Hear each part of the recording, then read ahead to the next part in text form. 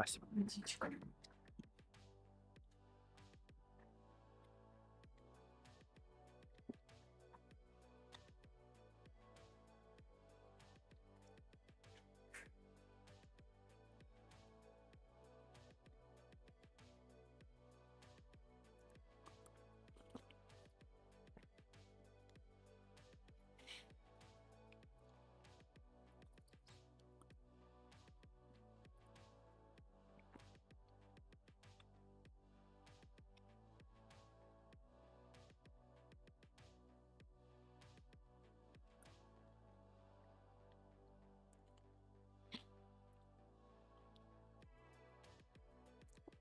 Heating up step by step.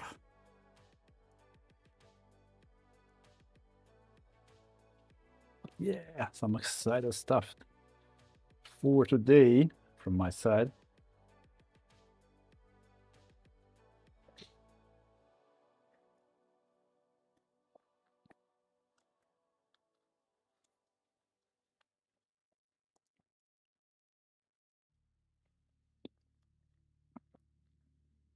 But of course, start with a coffee.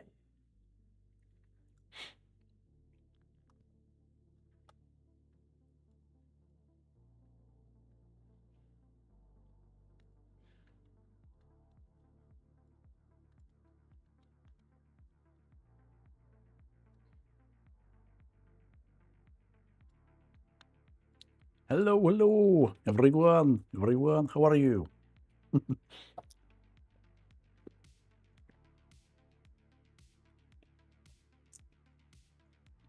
A lot of plans for today. I'm gonna share some information on the monitor, which we are trying to fix in my previous stream. Yeah, that's cool. And potentially one unboxing.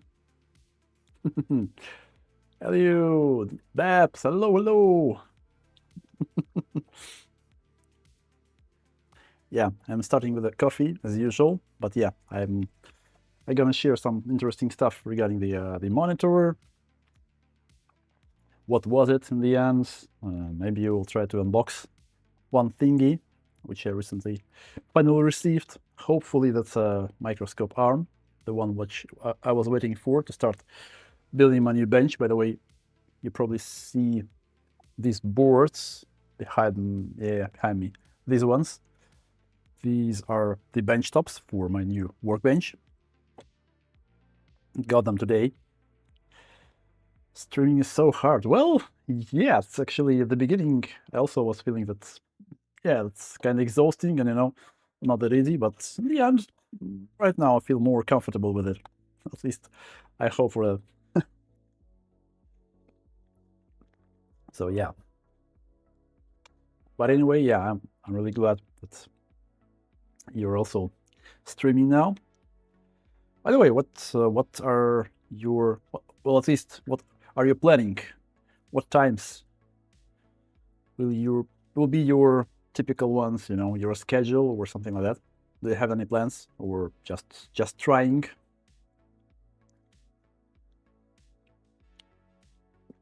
So much stuff happening. Yeah, yeah. You're driving right now or?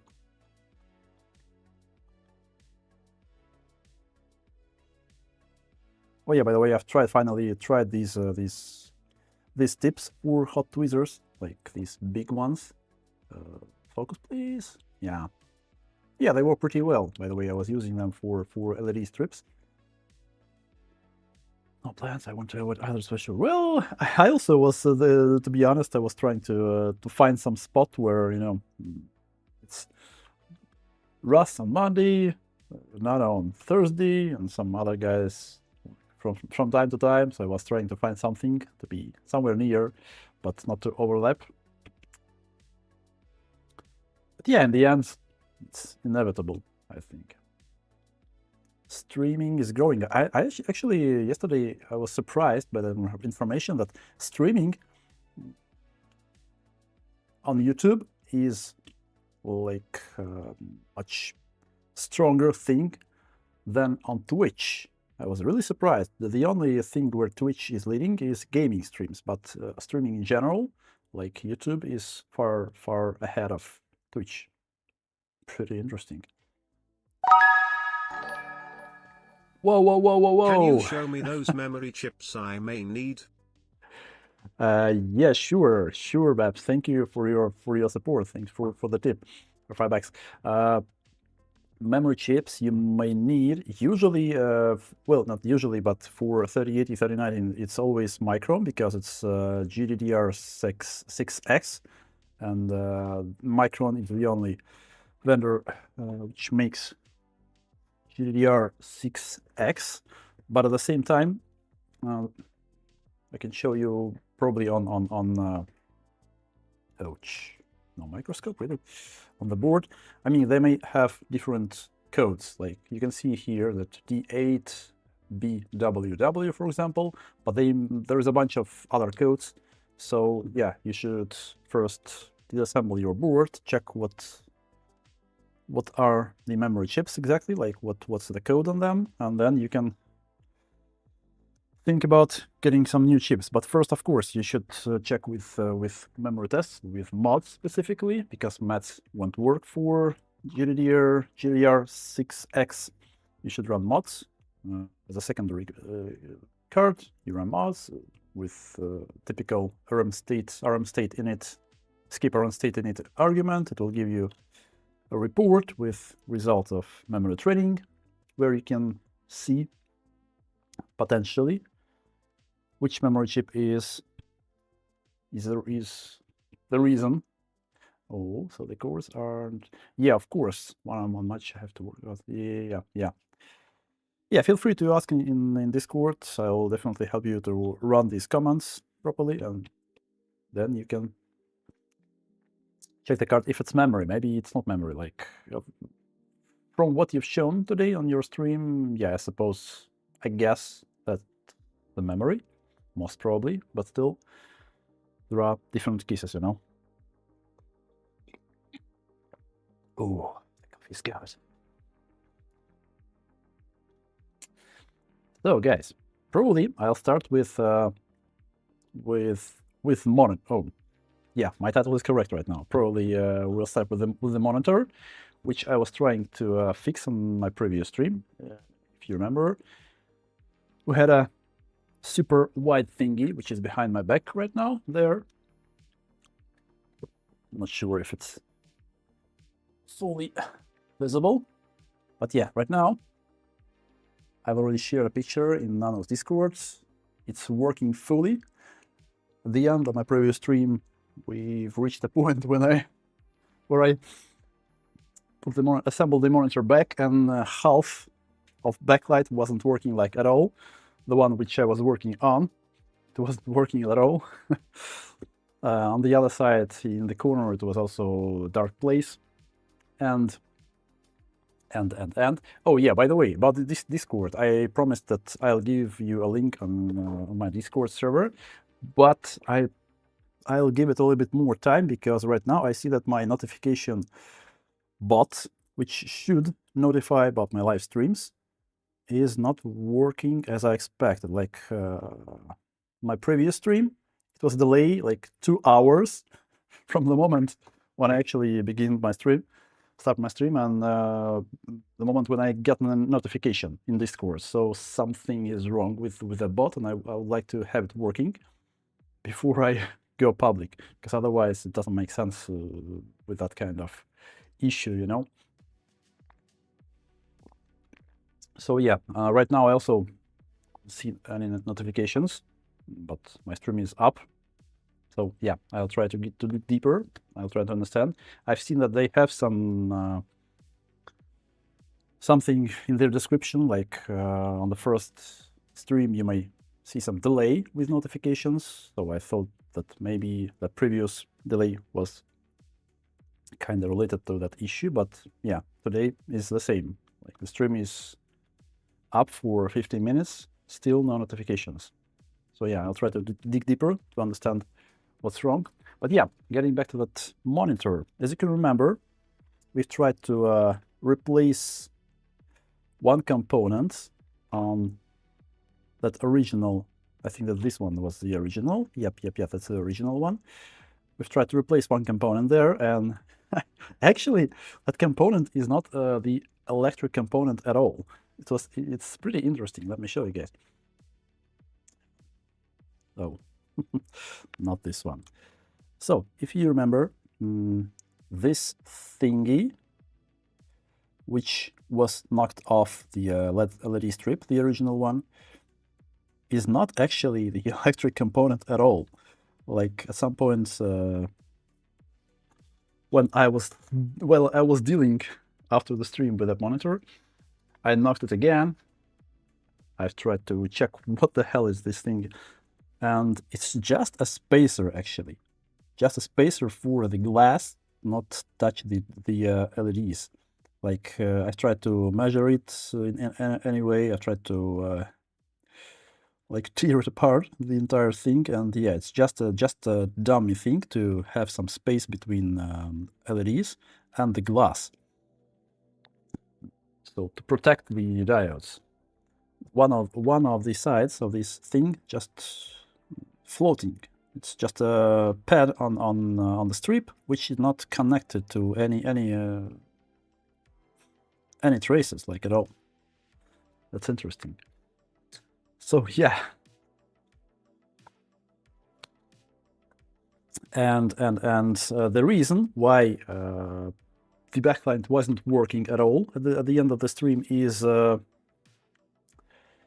these LEDs are long enough to damage them by just when I was trying to peel the strip off the heatsink, that metal thing, aluminum heat spreader, I don't know. It seems that even that kind of deformation, you know, it can break the LEDs. I was testing the LEDs after that with multimeters. You know, when you check the LED using your multimeter in diode mode, they will glow, of course. So I run through all the diodes.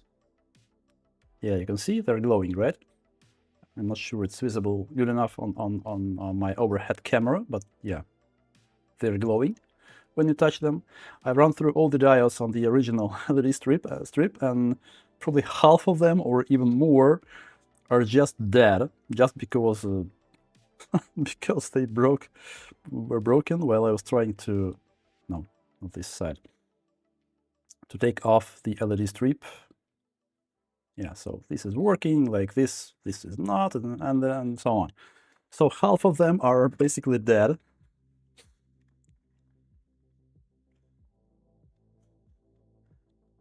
And yeah, you can actually see like that they have these little cracks in the middle.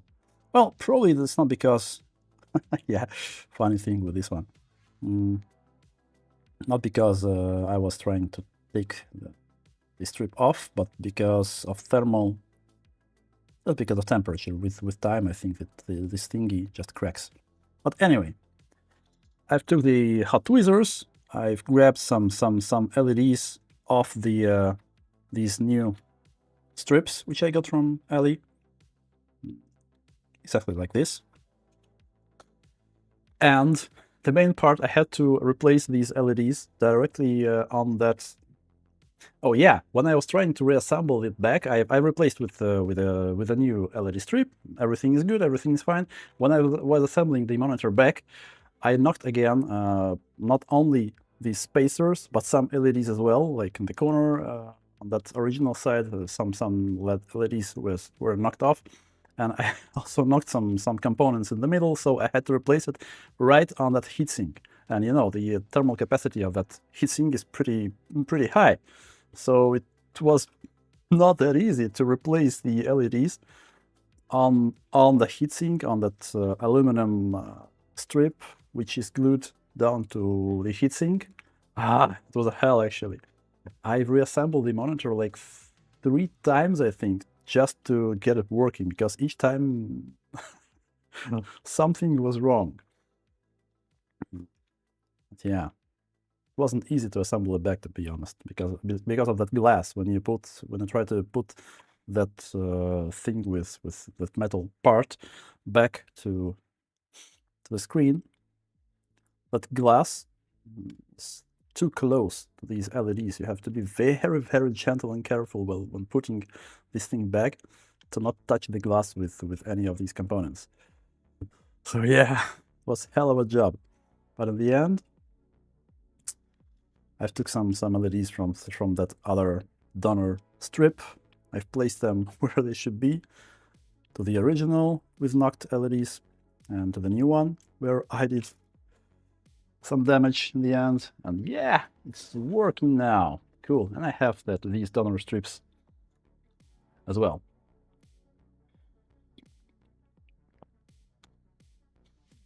Away from fixing TV monitors. Well, to be honest, when you do it once, then yeah, it's fine. You know all the caveats, you know caveats, you know all the things which can be tricky. And yeah, when you break some LEDs a few times, you already know how to do it properly to not damage them again. Cool. So that's the backstory behind that monitor, and now it's working. I'm glad, because now I'll be able to not only start assembling the new workbench with these bench tops, but only to plan how will I place everything with new monitor, where I can fit everything, like OBS, all the chats, all the, I don't know. So cool. And as I promised, guys, yeah, caveats. I'm trying to get better with my pronunciation for different tricky words, but for some time I really pronounce it like caveats. But probably caveat somewhere closer. Oof, the box is huge and heavy. By the weight of this box, I can already tell that's definitely the boom arm for the microscope. As I said, I didn't want to get any flexible, adjustable, or, well, at least with more levels of adjustments arms, because still they are pretty shaky. I'm one of those guys who hates all that shakiness. Let me show you again what I'm talking about. Like whenever you move your microscope, like start shaking. When you touch the eyepieces, everything is shaking. Like whenever I see any streamer moving their microscopes, I just cry. When you see some shaking picture, then know that somewhere one footer is crying somewhere. So yeah, I wanted to get something as sturdy as it can possibly be. And this thing should be actually pretty sturdy. Like, damn, the weight of it is, oh my gosh.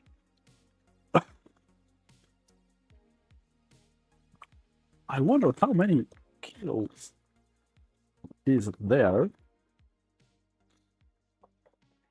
Let me check. They should actually write on the package what's the weight of it. 5 kilos, like 5.12, the total weight of this this package. So damn, that's impressive. That's impressive.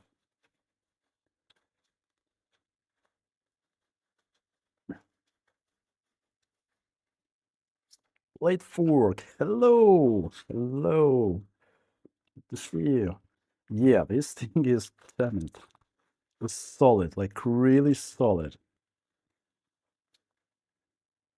What's wrong again with my music? Come on. Okay, some stuff to assemble it.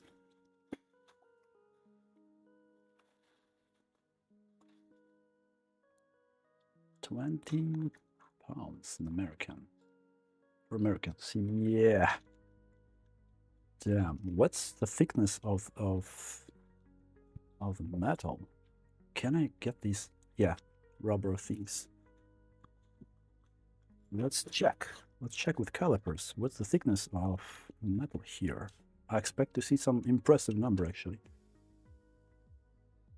Damn it! 5 millimeters, like...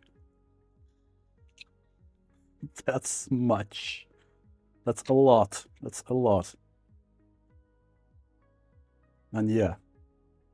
You can actually kill someone with this thing. I'm really impressed. I'll be honest here.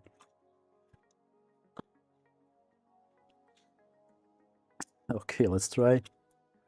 Oh, wow. It slides really smooth, like, oof. Damn, that's cool. I suppose it should be like this.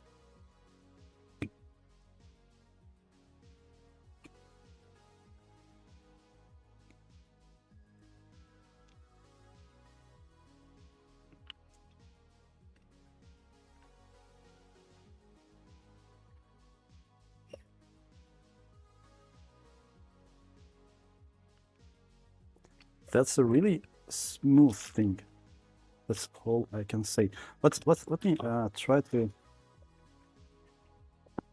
I don't even know how can I check it, but okay, let's try to.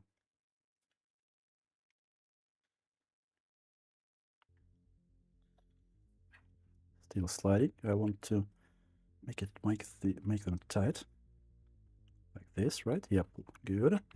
And now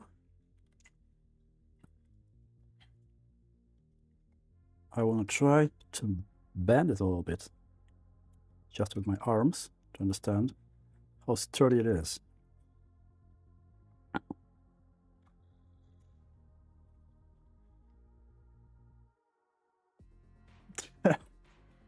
It's just impossible to bend it, actually. Wow, that is impressive. Really. And the length of this arm is pretty much enough for me. I'll just put it somewhere on the side. Yeah, to be able to move the microscope from my side, like this. Yeah. But yeah, this thing is cool. I'm really glad that I got this one, not some adjustable with adjustable height, you know. I've seen that mechanic one, which none I got. Looks interesting, but still, I'm not sure it will be sturdy enough, for me at least, for my for how I see these arms. Yeah, probably this one I'll leave fixed.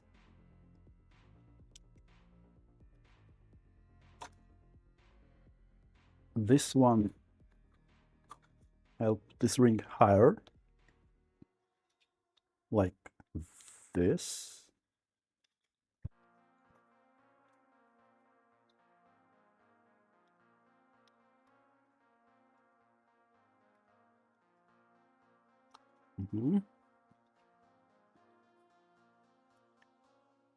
Yeah, cool. So it could be easily rotated.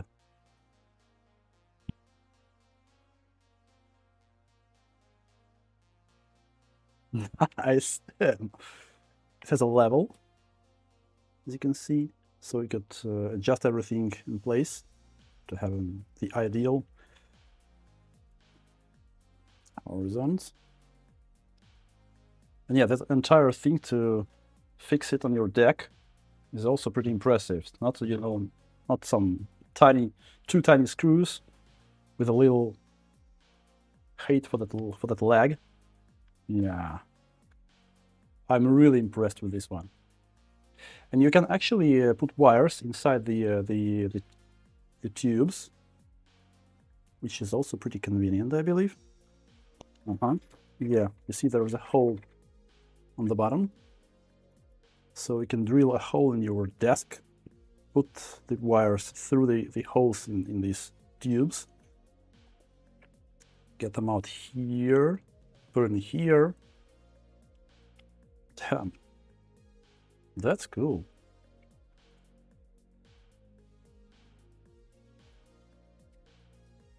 My scope came with double arm like that. Oh, actually, cool. You take up a lot of space behind. Kept hitting stuff. Yeah. But yeah, I really like how solid this thing is. Damn, I like heavy and solid things. And this one is really impressive. So yeah, as I said, guys, this was the final piece for me to start building the workbench. I've got, oh, let me see. So these are not the tip. Oh, yeah. I should have laid it properly. It's interesting. It's some kind of oil or have a smooth motion. I don't even know what is it. Some maybe Teflon pads. Cool, but still, as I said, it feels really, really smooth. No wobbling, like almost at all, like 1 millimeter probably, but I'm pretty sure you could tighten it a little bit with screws. Have a really solid connection. Cool. Hey, hello. It looks like my arm from Microscope. Interesting. Yeah, James, good to see you. Yep, that's YCS arm. Damn, this thing is really heavy. Like 5 kilos, right? It feels actually more than 5 kilos. I would like to... Or maybe it is. But anyway, yeah. It's really heavy. 5 millimeters thickness of the wall for these tubes. Like, that's insane. 5 millimeters. Come on. You can actually... I believe you can put a car on top of this thing. Like, it will still hold it. Damn. I'm really impressed. So yeah, as I said, I got these two boards, two bench tops to assemble the L-shaped workbench. I got them today. I've got the microscope stand, like boom arm, today as well. So hopefully I'll start building the new workbench during the beginning of the week, because I really want a new workbench. I'm not sure if I'll be able to stream like this Wednesday, because building the workbench might take a bit of time. So still, I hope I'll manage to assemble everything pretty quickly enough with filming it along the way.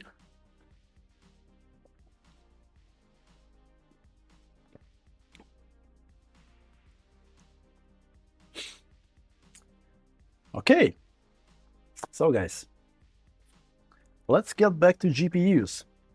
I actually have two things to diagnose today. Yeah, at the beginning of the stream, guys, if anyone is interested, I was talking about the monitor, which I finally managed to fix it.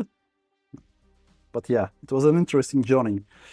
You can rewind if you have, well, when you have a minute. I talked a lot about these LED strips, about how they're built, and that component which we initially replaced is not actually the electrical component, it's just a spacer. That was funny. So yeah, I don't know about these boards. What is it? I've received them today from the client, from my friend from repair shop. 3060, 12 gigabytes, okay. And what is it? Oh, a pretty old one, like R9 390, 8 gigabytes AMD. I'm not even sure that it's worth repairing, but yeah, we'll see what could be wrong with it.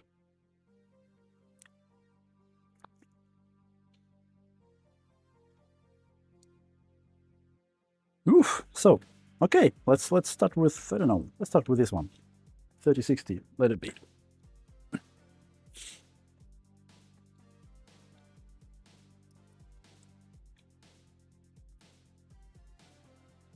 So, Asus RTX 3060. Oops. Cool. Good.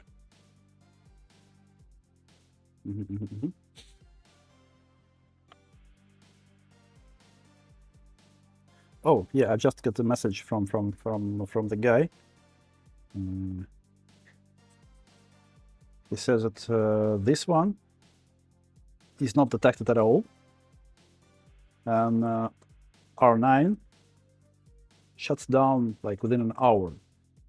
So yeah, probably something is wrong with VRM system there. With this one, it's not detected. I hope it's not related to PCI Express controller, because in this case, it's usually not fixable. But yeah, let's see what can be wrong. And yeah, I'm really happy that I finally got these bench tops. I got them today. I actually filmed a little bit, tried to film with the DJI Osmo camera. Maybe I'll even make some short of how I was buying them in my local store, DIY store. That's fine.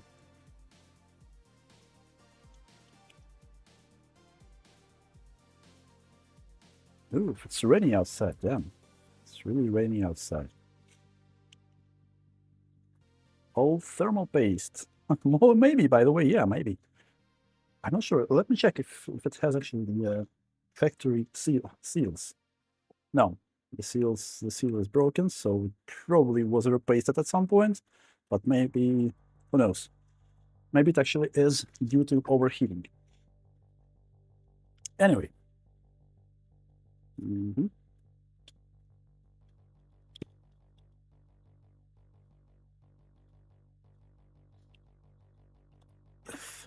Oof, a lot of dust.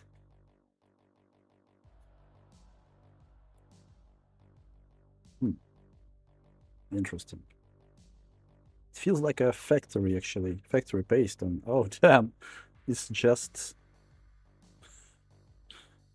sand. Look, we have some plastic thingy. Oh my gosh. Absolutely. It's just a sand. Completely dry thing. Okay.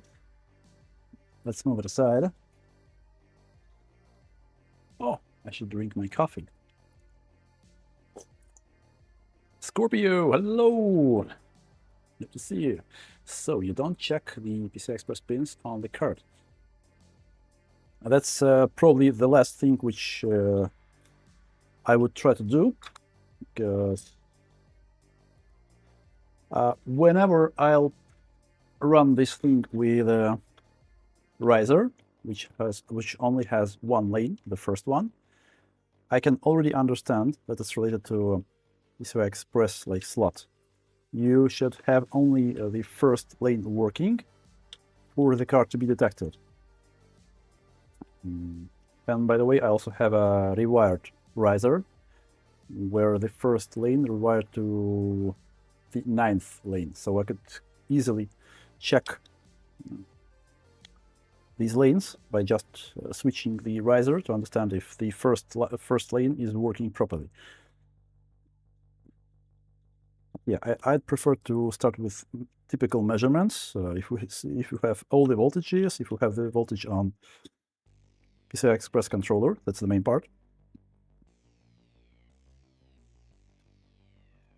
Because actually nowadays, the damage on PCI Express lanes is pretty rare. Before, it was a typical thing because people tend to insert these razors wrong into the motherboard. Like, can you see? Yeah, not like this, but flip around like this. In this case, 12 volts go directly to your lane number 1, and yeah, that's it. Nowadays, mining is, well, not that, popular. So I rarely see any boards with damaged PCI Express lanes. Oof. A lot of dust as usual. So first of all, I wanted to see if there is some, I don't know, liquid damage or anything. Because can be the case pretty often.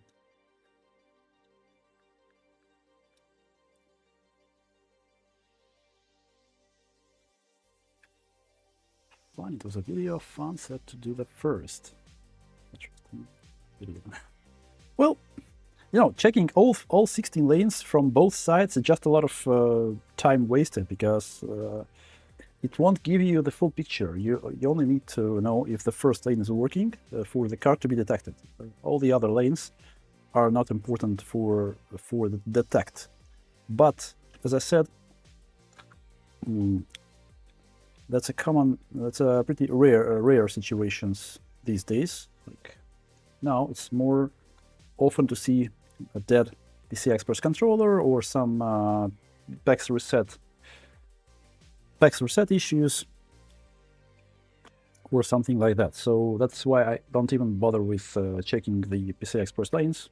Just most probably will be the time wasted for me. Okay, I want to plug the card to bench power supply. Or no, probably we should start with checking the basic resistances on all the basic rails, 12 volt, 3.3 and everything. Shouldn't get any shorts. Yeah, it's fine here, kilo ohms, or whatever. Kilo ohms, it's okay. 3.3. Oh, wait, 1, 2, 3, 4. Wait, what? No, that's not 3.3, damn it. You can see. This one is. Yeah, kilo ohms. Yeah, that's fine. Let's quickly check all the other rails. It should be memory, probably. Yep, memory is fine. Kilo ohms. Kilo ohms. Cool. 12 ohms, okay. Kilo ohms. So 12 volts probably. And the core. Yeah, I see. Oh, double check. Yeah, I see no issues from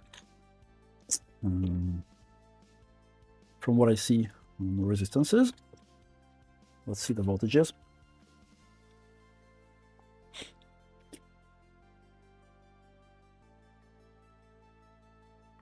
Yeah, crypto miners was a thing. Was a pretty interesting these time. Like, yeah, these were interesting times. I did a lot of Radeon repairs because Radeon 400, 500 series was a pretty cool shovel for miners. And I actually did some mining as well in my garage. So yeah, that's how it all started, to be honest. Let's see. 0.6. Well, 0.6 is more or less okay as far as I remember for 3060 board.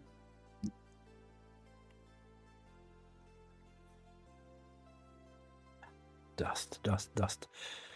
Okay. Wait, what?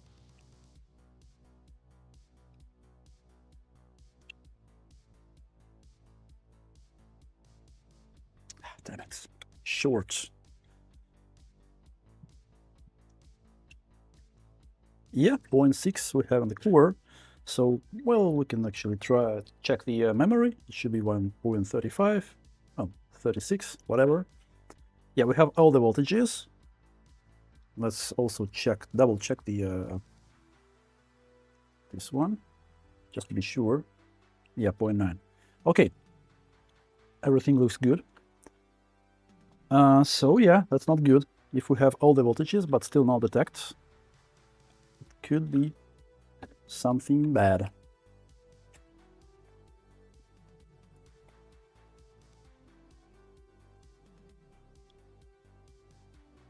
As long as we do not have any shorts, then we are safe to plug this thing test bench.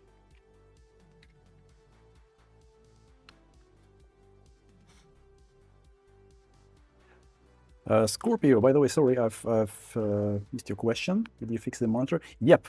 In the end, I fixed the monitor. It's fully working. You can rewind the stream to the beginning. I've described the entire journey. It was pretty funny in some moments. Oh, what? Oh, damn it! My cables again. Push the button, the wrong button. But yeah, the monitor is working. I'm happy. Everything is good. I had to replace the LED strip in the end. I had to resolder, replace some LEDs right with the on the strip, which is glued to the heatsink. So it was crazy, but I'm happy it worked.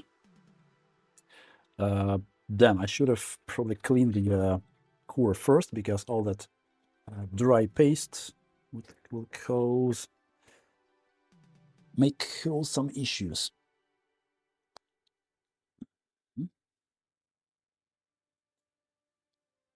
I'll clean it off.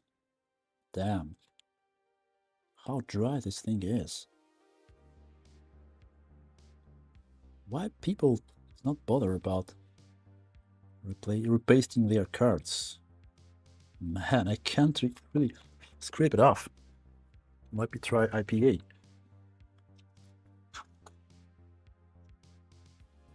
Oof. Damn.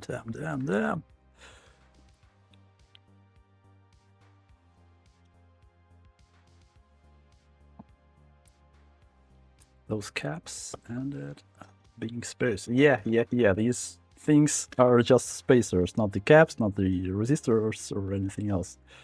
That was funny. Because I knocked them off again at some point, and then I tried to check what they are connected to, and they're not connected to anything. Like on one side they do, but on the other side, just a pad, empty pad on that strip.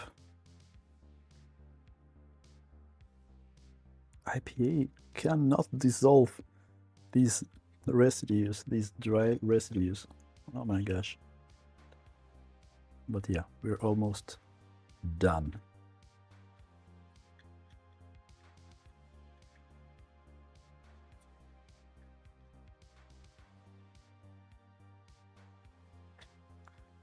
Oof. Okay, let me brush it a little bit, because a lot of leftovers from that paste all over the board. Cool. Let's go back to testing.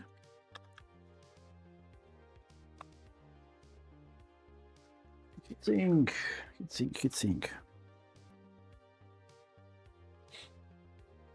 Paste. Yep. Is it a 2K monitor? I'm not sure actually about the resolution. Yeah, as far as I remember, it was a 2K, 49-inch, 60 Hz. Well, I don't care actually about refresh rate on that monitor. I won't use it for gaming. It's only for streaming, for my streaming setup, my new streaming setup with my new workbench. That was some silicon. Why?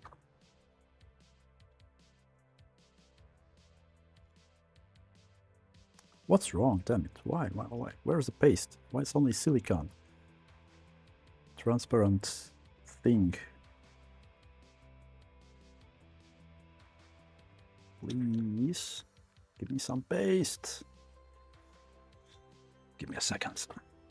I'll squeeze a bit directly to the bin. Straight to the bin. Yep, like this. No, it should be fine. I hope.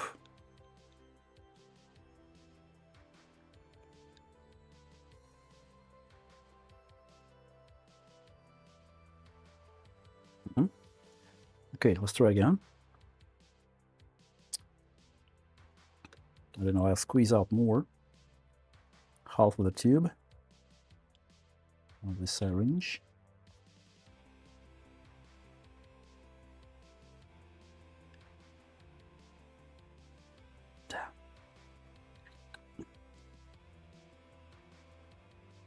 Can I get some paste now, please?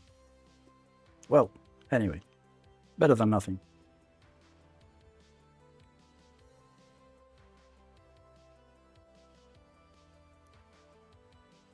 I guess should be fine.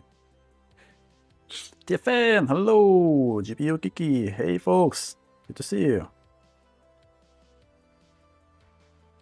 Yeah, should be enough. For testing purposes, should be pretty much enough.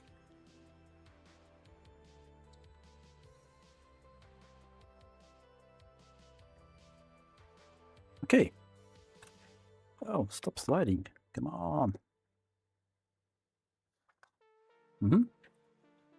Oh, first of all, I have to switch to onboard graphics rather than external one. Powering on.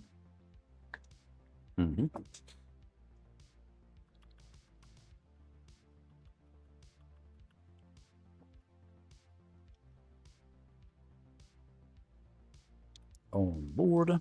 Cool. Now, let's turn it off. Let's plug in the board.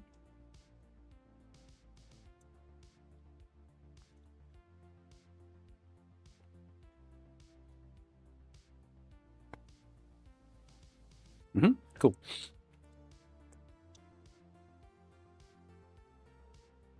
Only 45 minutes. Oh, am I streaming for 45 minutes already? Oh my gosh. Time flies. Okay, so let's boot to this one. Good. Let's see if it's detected. Yep, it's not detected at all. Interesting. That's what I wanted to see. Well, that's not what I wanted to see actually, but it is what it is, as we were told. Okay, so in this case, we could actually try checking the PCI Express lanes, or let's give a try to our rewired riser. Where was it? Give me a sec. I'm just curious if it will give us enough information to work with. Lane number 9.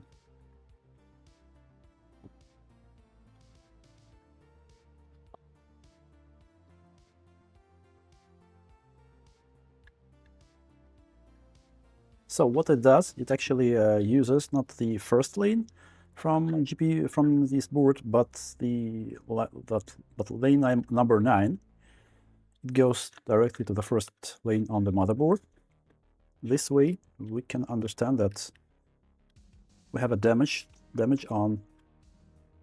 Oh, damn! I forgot to switch my sim again on the first lane. If that's the case, then we can just rewire. But I'll explain that later. First of all, let me check if it will detect in this configuration.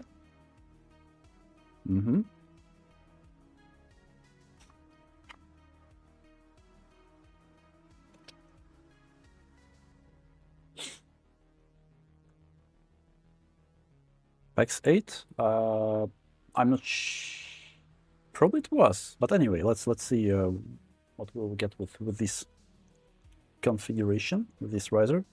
Maybe I actually forgot, but I'm curious. Yeah, switching seats. Let's PCI. Okay. It's not detected again. Not good. Not good. Not good. It means that the issue is not related to PCI Express lanes. What we want to do now is to check the PAX reset signal, probably. Yep, PAX reset signal. If it's okay with PAX reset, then we should check the PCI Express controller power. But usually, if it's okay with PCI Express signal and it's still not detected, that's a bad sign. Okay, let's see. Where is our PCI Express reset signal? Oh, by the way, let me check the board itself for some obvious, damage. Sometimes it can be spotted right away. Let's quickly go through the boards. What is this plastic thingy? Whatever.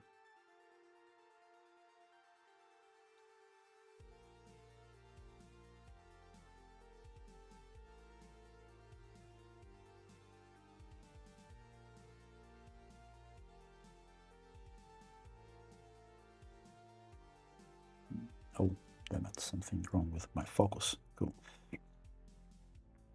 So, looks good for now on this side at least.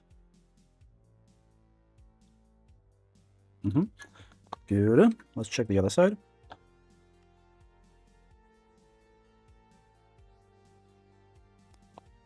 I believe this is the PEX reset area. We'll double check with schematics or board view.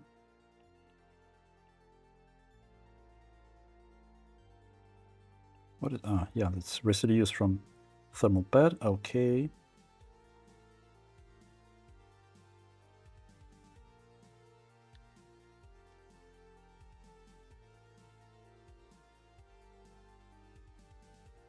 A bit dirty, but still, I believe it's okay.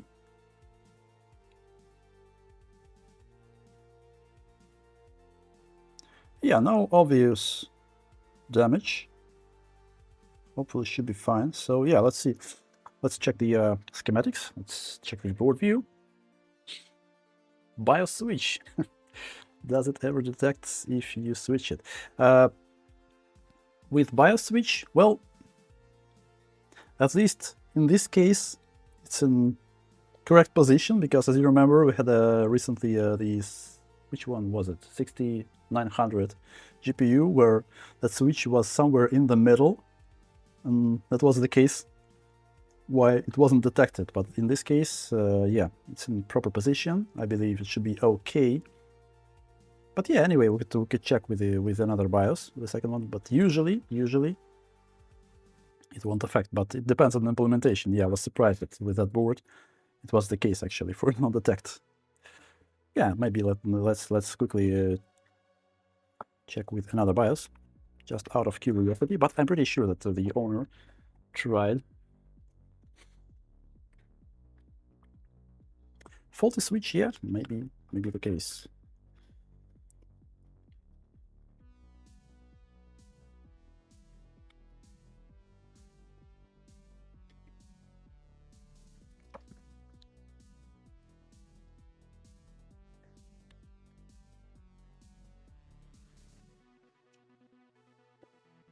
Good, good. No, cool.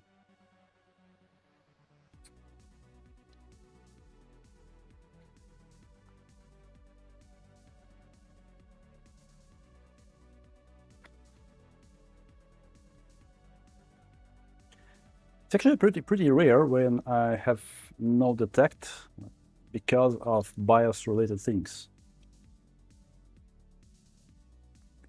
Usually it's something else, like PEX reset or something like that. Nope, not detected. Not detected.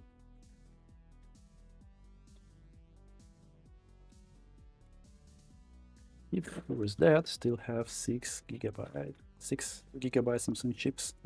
Yeah, actually 12 GB board. That's good.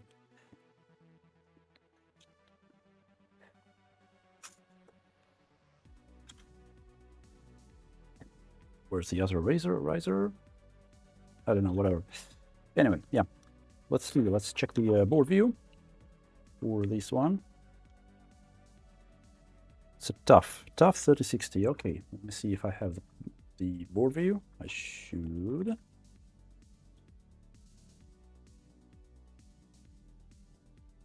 NVIDIA Asus board view.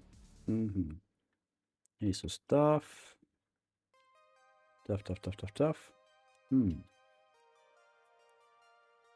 Could it be that I don't have a board view for 3060 tough?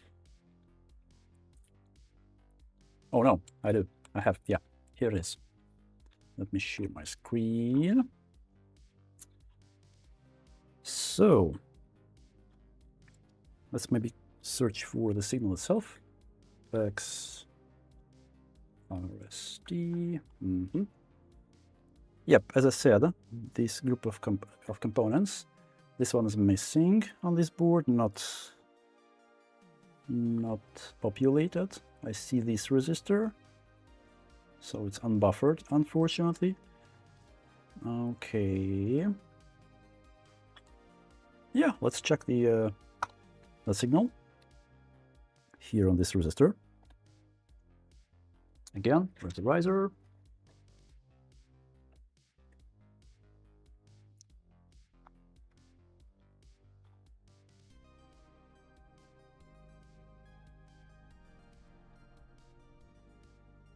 Perhaps no worries, my friend. I mean, that's why I'm streaming. So please distract me. Okay, will I be able to get my microscope there? Let me see. Give me a sec. Like this.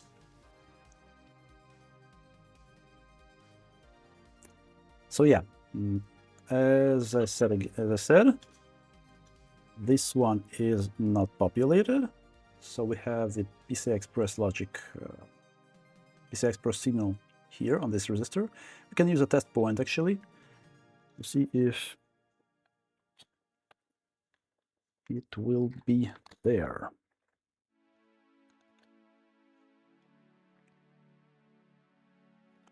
So I'll put the heatsink. I don't want to overheat the core anyway.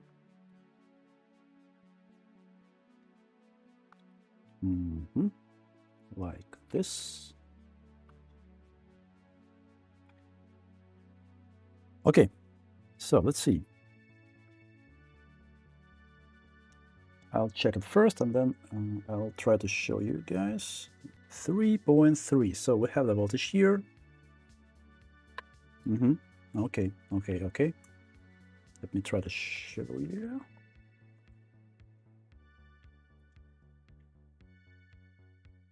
Which is not good.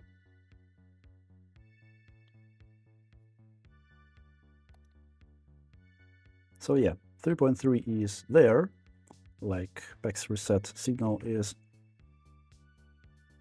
not active.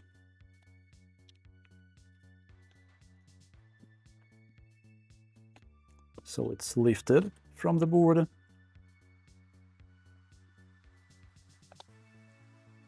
Let's think.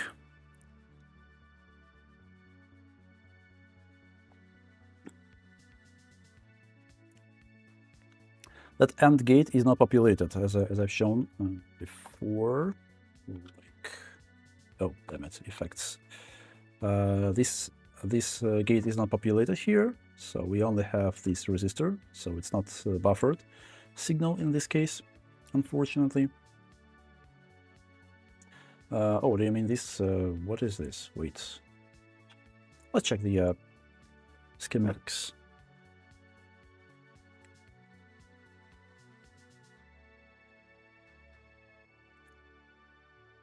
That is 60. Well, whatever. Probably this one will work as well. So U513. Oh, whoa. Adab, stop it.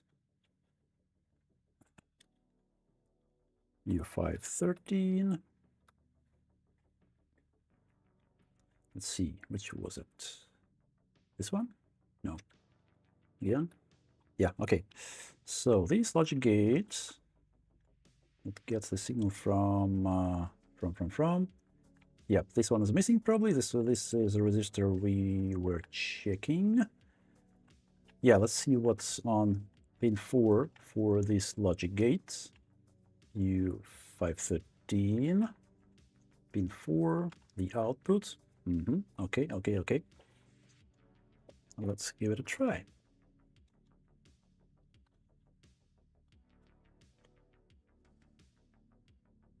Mm-hmm.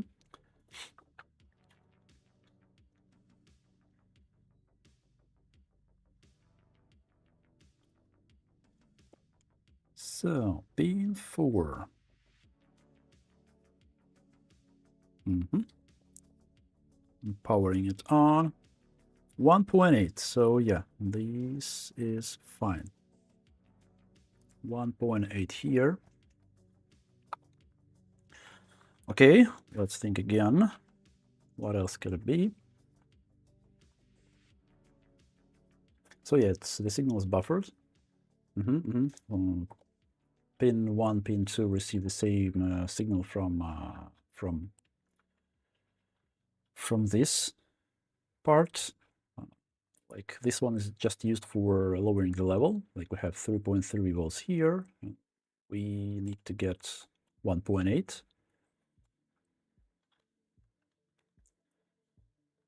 Does it goes directly? Oh, wait. Does it goes directly to the core? Let me check. Probably it does. Yep. Yep. Goes directly to the core. So, guys, I'm afraid we have bad news. Most probably. Let's check the oscillator. So, like 3 before a few times, like it's either the damaged line 1, or I'll just use the power supply thing, not the test bench itself. Yeah, KG-ROM. Let's check the oscillator.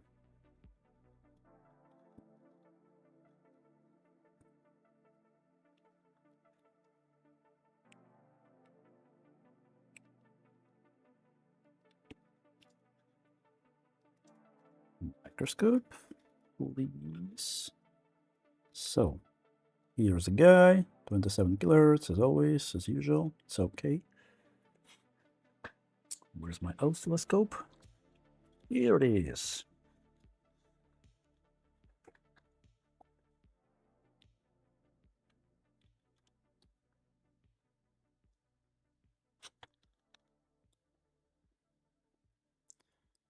As far as I remember, it was pin 1. Then this probe is not that sharp. Oscillator, the oscilloscope to show you guys. To have a better picture, you know.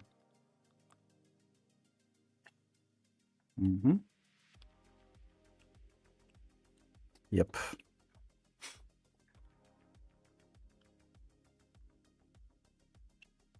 So yeah, we have oscillation on the crystal oscillator. So it's good, it's fine.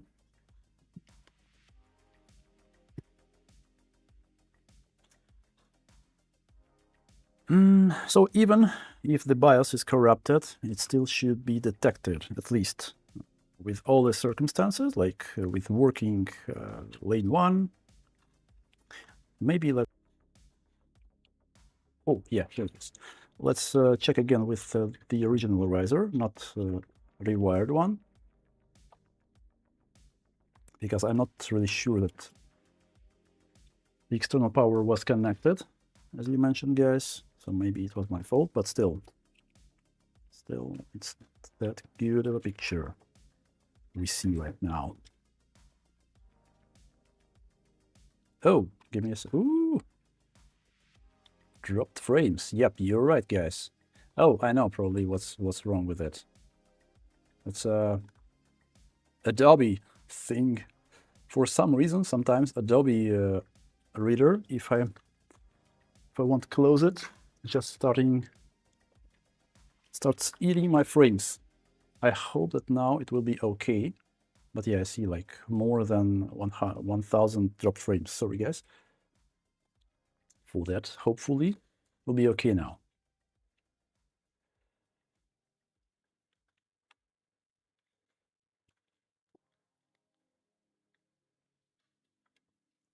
a double of virus.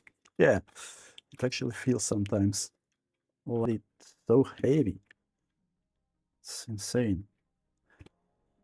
Okay, so yeah, let's drop the heatsink.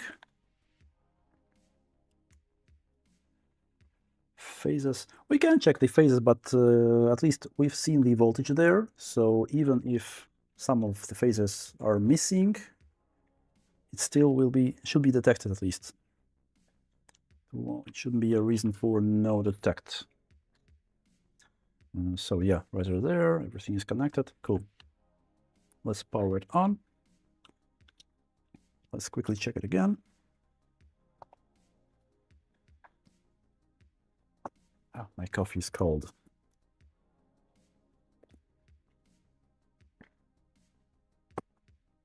Yeah, I want actually to try this PDF reader, which usually texts are using. How are it called? Sumatra PDF, right?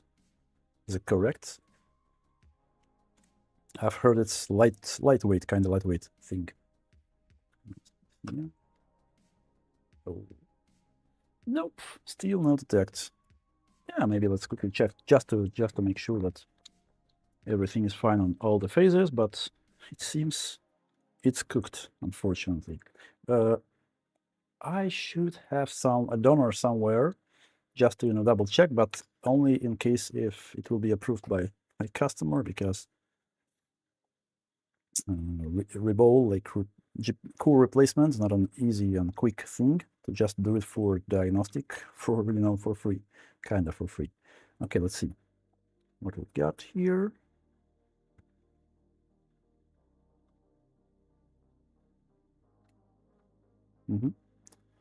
Yep, it's good here. It's good, good, good, good, good.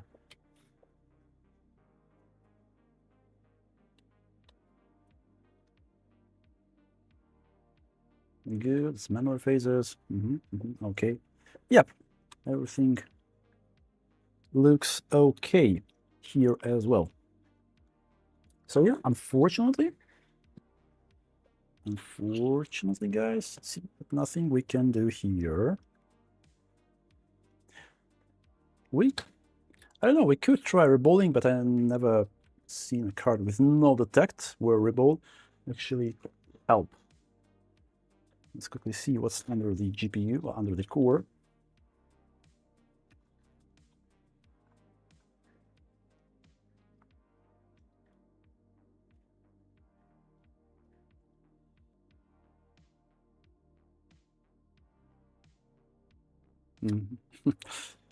Okay, let me check how it looks like under the microscope, under the core.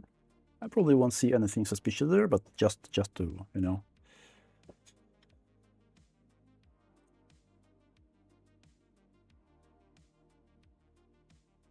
Yeah, sometimes you can, so, yeah. Oops. Damn.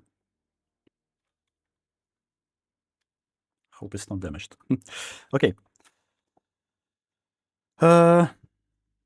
So guys, unfortunately, it seems that we won't be able to help this baby. Like PCI Express circuit is okay, crystal oscillator is okay, PEX lanes are okay. Oh, again. Give me a second, guys. I maybe adjust. I could adjust the bit rate if it will allow me to do live, because output. I'll set some 70, like this. Maybe it's my internet connection. Sorry, guys. Sometimes it happens with 5G. It's kind of flaky. Sometimes. I actually really thinking about Starlink right now to give it a try to see how good could it be. Because with my current ISP, it's sometimes it's not as good. But anyway, it seems that this one is cooked. I do not see any valid reasons for it not to work. We've checked the BIOS switch. We've checked the PEX reset circuit. We've checked the PEX lanes. Checked the crystal oscillator. the only thing to try is to quickly swap the core, just to make sure. But yeah, I should wait for approval from the customer. But yeah, anyway, according to everything I see right now, the core is dead. So swapping the core to just confirm that it's dead and not get a repaired card in the end. Probably he won't confirm. He won't approve that. Joseph, well, we could try that. We could see if there is an exchange with BIOS. But again, as I said, like even with dead BIOS, with corrupted BIOS, the card should be detected just because of JTAG information in the core itself. Like it should read IDs and everything. Well, IDs from the core without the BIOS, without everything.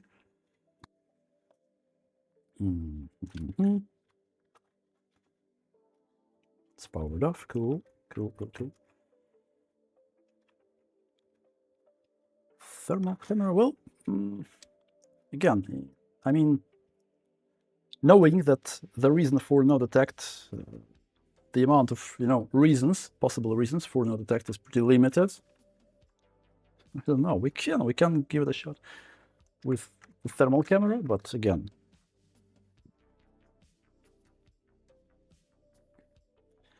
everything related to initialization is okay and is working fine. So even if there will be something hot, it won't be related to initialization.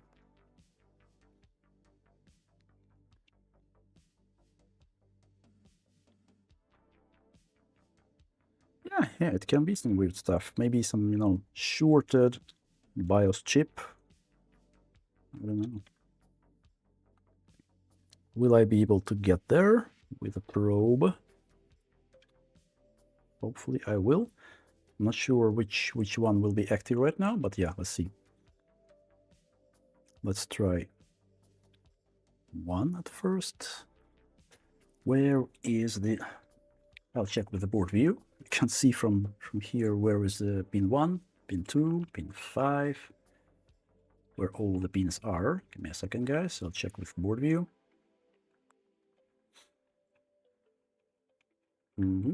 Yep. Okay, pin 2 should be this one on both chips. So I'll start with pin 2, probably. Okay.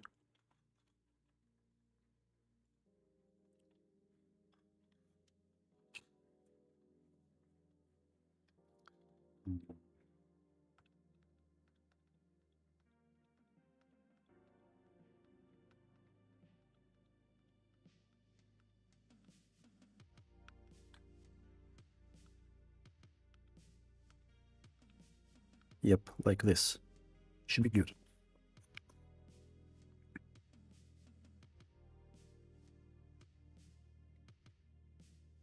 Okay, I'm on pin 2. Yep, I see some exchange on one BIOS chip. Let me check the pin 5.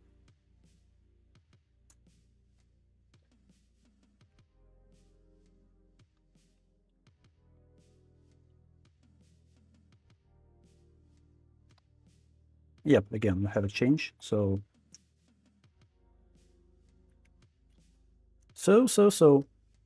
exchange is there. Oscillator is working. PCI Express reset is lifted. All lanes are okay. Yeah, let's give it a shot with thermal camera. Anyway, why not? Why not? Why not?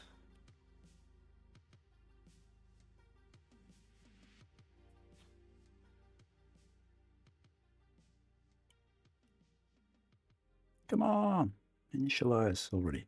So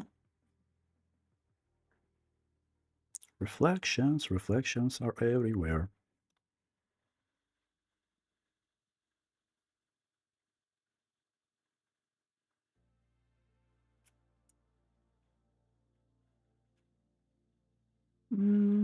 Nothing suspicious. I can check the other side with power supply without the cooler. Just double check, but yeah, everything as expected.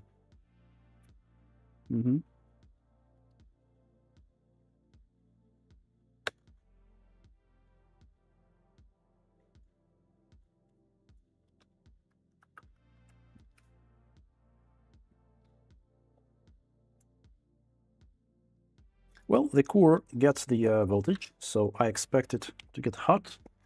We will see right now in the bench power supply.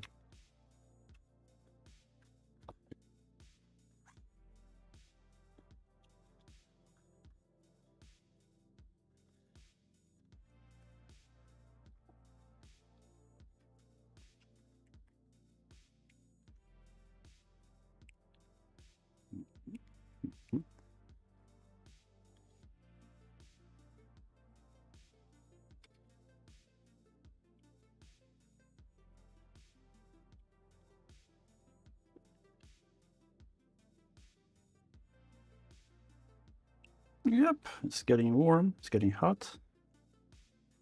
Well, because of reflections, you cannot tell if it does. We could place some tape on the top of the core. Yeah, I also don't want to know fix, but you know, sometimes it happens. Like if the core is dead, then nothing much you can do about it. Like core replacement usually is not worth it because the procedure itself, reball, is not cheap, and getting a healthy core from some donor board, like where can you get it? Like usually GPU techs won't have any spare cores because everything healthy they have, they'd rather use them for to assemble some board and sell it. Yeah, I should probably check the core with a microscope because maybe there is some cracks, you know. It's a usual situation for AMD 6000 and 7000 boards where a lot of times they just crack, the die is cracked, and that's it. GG.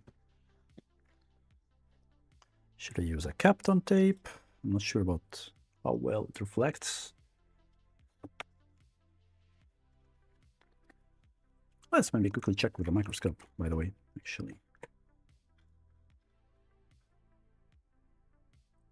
Oh. Well, usually that's no, that's okay. The edge is cracked, but it's a little piece. It's completely fine, usually.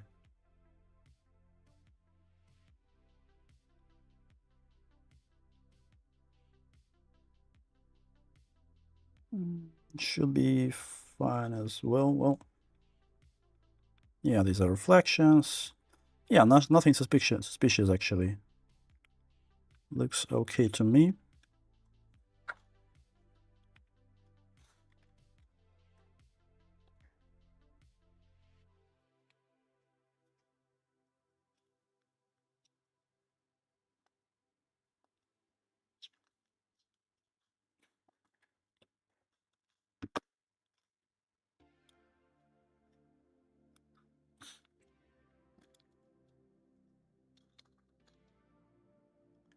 Will it be enough to not reflect? Let's see.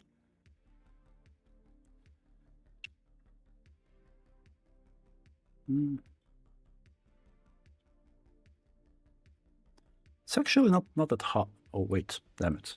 Yeah. What's wrong? Is it connected? It tells me it's shorted. Why? Can be shorted actually.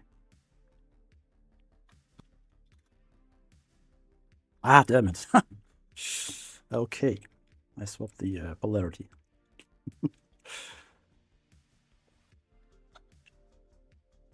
Okay, let's see. Yeah, it gets hot. In Kapton tape is just enough to get rid of reflections. Yeah, it's getting hot. Nothing else on this side. Nothing suspicious. Let's flip over the board. Let's see if something gets hot on the other side. But yeah, it seems we are no lucky with this one. Yeah, the core area expected. Nothing much.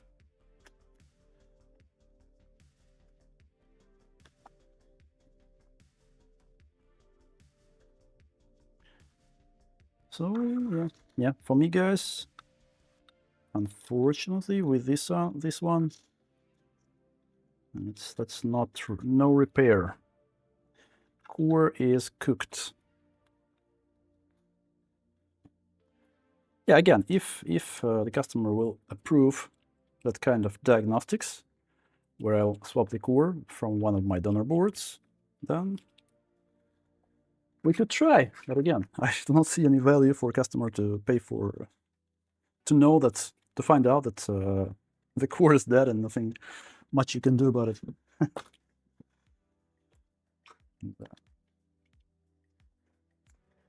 Okay. So not good, but it happens. It happens.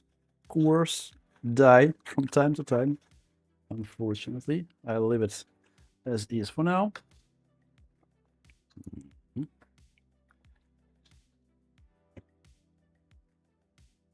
Customer shot. You're mean. You're mean, Kitty Rom.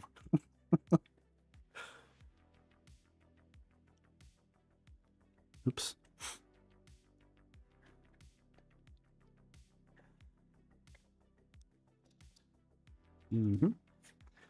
Okay, so the other one is, what was it?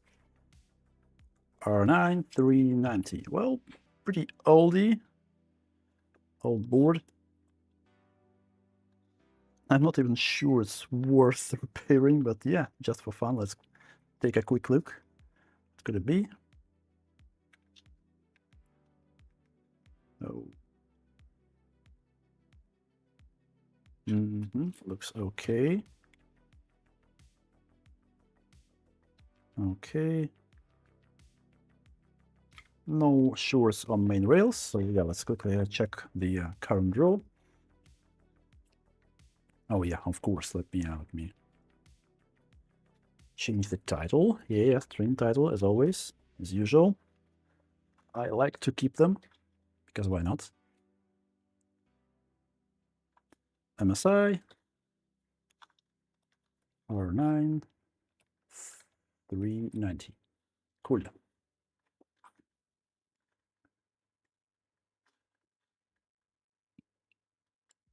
No new dropped frames, I hope. Okay, let's see what's the current draw for this one.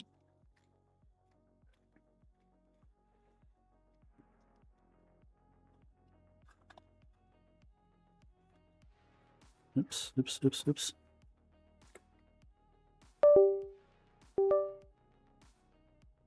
What was that? I heard the Windows thing when device is unplugged back again. What was it? I hope not some capture card, right? Whatever. Stream is working.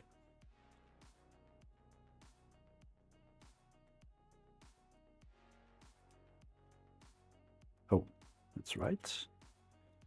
Like this. Okay, cool. Let's try. Let's try.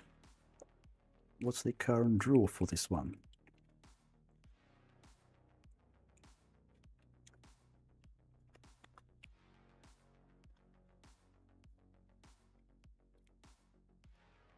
Yeah, as I was told by the client, customer. Let me double check. Yeah, it shuts down after about an hour. I think we shouldn't. Oh, yeah, I'll give it a try. 1 amp current draw is completely fine. So let's throw it the test bench. Let's see what are the temperatures on the core. Let's run some stress tests. If the temperatures are high enough, then maybe it's just a paste issue. Who knows?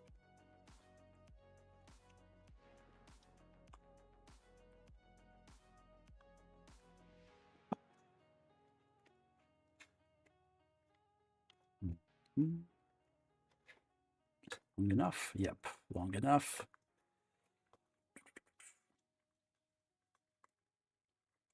Oof. Yep, they're in. Cool. HDMI. HDMI is there. Oh, what's wrong with HDMI port? I can barely...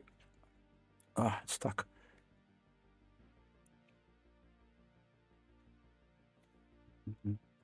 Let me check it. No, it looks good.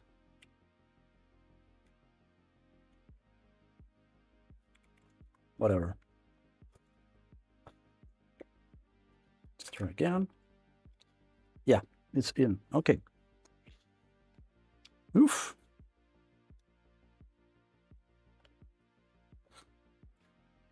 Yeah, probably it's not worth repairing. Like the card is pretty old one. I think that Radeon 580 will be a better card, and it costs like, I don't know, 40 euros here in my country, or even less. Oh, I wanted to switch to the external GPU, not the onboard one, to run the stress test.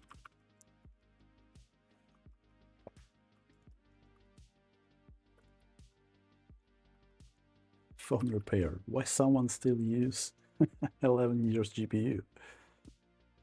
I don't know, like the friend of mine who runs the repair shop brings some GPUs from time to time, and yeah, I take everything from him. Not everything worth repairing, but yeah, to keep things going, I take everything from him. But with this one, yeah, out of curiosity, I would like to see if that's a paste issue, actually. Oh, I forgot to switch my HDMI switch. I'll reboot the test bench. Should be fine now. We should get a picture, right? Yay!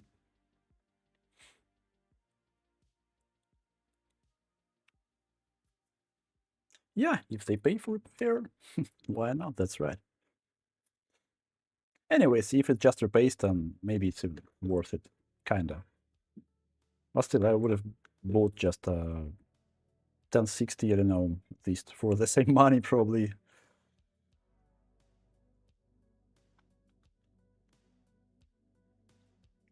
Oh, I should take off my gloves, otherwise it won't work. Cool. Oh, I'm not even sure that my Radeon software on this test bench will work, will support the board.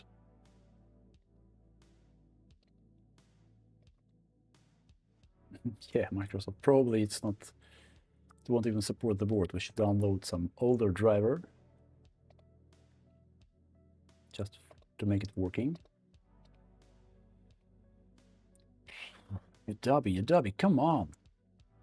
How can I close this thing? Oh yeah, nice, cool.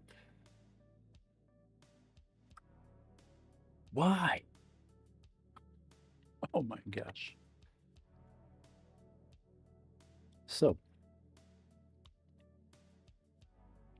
drivers,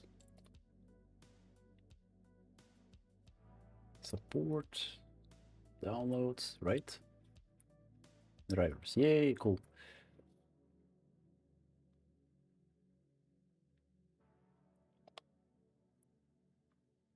R9, 300 series, 390, cool.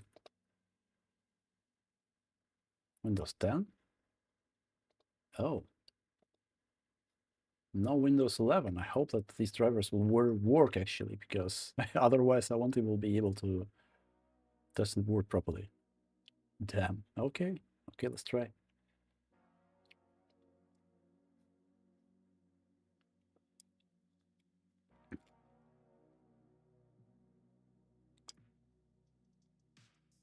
And get something to do on stream. Maybe it helps someone with the same issue. Yeah, why not? Can be the case. Can be the case. Have you done any DDR5 repairs? I'm starting to get dumb. Not yet. I'm not even sure that I'm interested in something other than GPUs. Like, I do some console repairs. Of course, I can do some laptops, some power supplies, and I did them at some point, motherboards, and even phones. But, you know, considering that's a hobby, I would like to do these kinds of repairs, which I enjoy the most. And GPUs is the case for me. So like I enjoy working with GPUs. I not enjoy working with laptops. So yeah, I just want to do these things and DDR5 as well. I've heard that yeah, some even there are some kits to assemble like GDR5 memory from scratch, let's say. But no, I didn't have any experience in that area. Okay, so the driver is downloaded. Let's quickly install it. No, not system, apps. Apps. Okay, where is it? Software. 26. Yeah, of course it won't support that. The board. And yeah, as I said, I'm not sure that I'll be able to install the drivers for Windows 10, which are meant for that system. What? Windows Update? Come on! Microsoft does Microsoft. As always, some updates are going there. I cannot uninstall the driver. What the heck? Oh my gosh.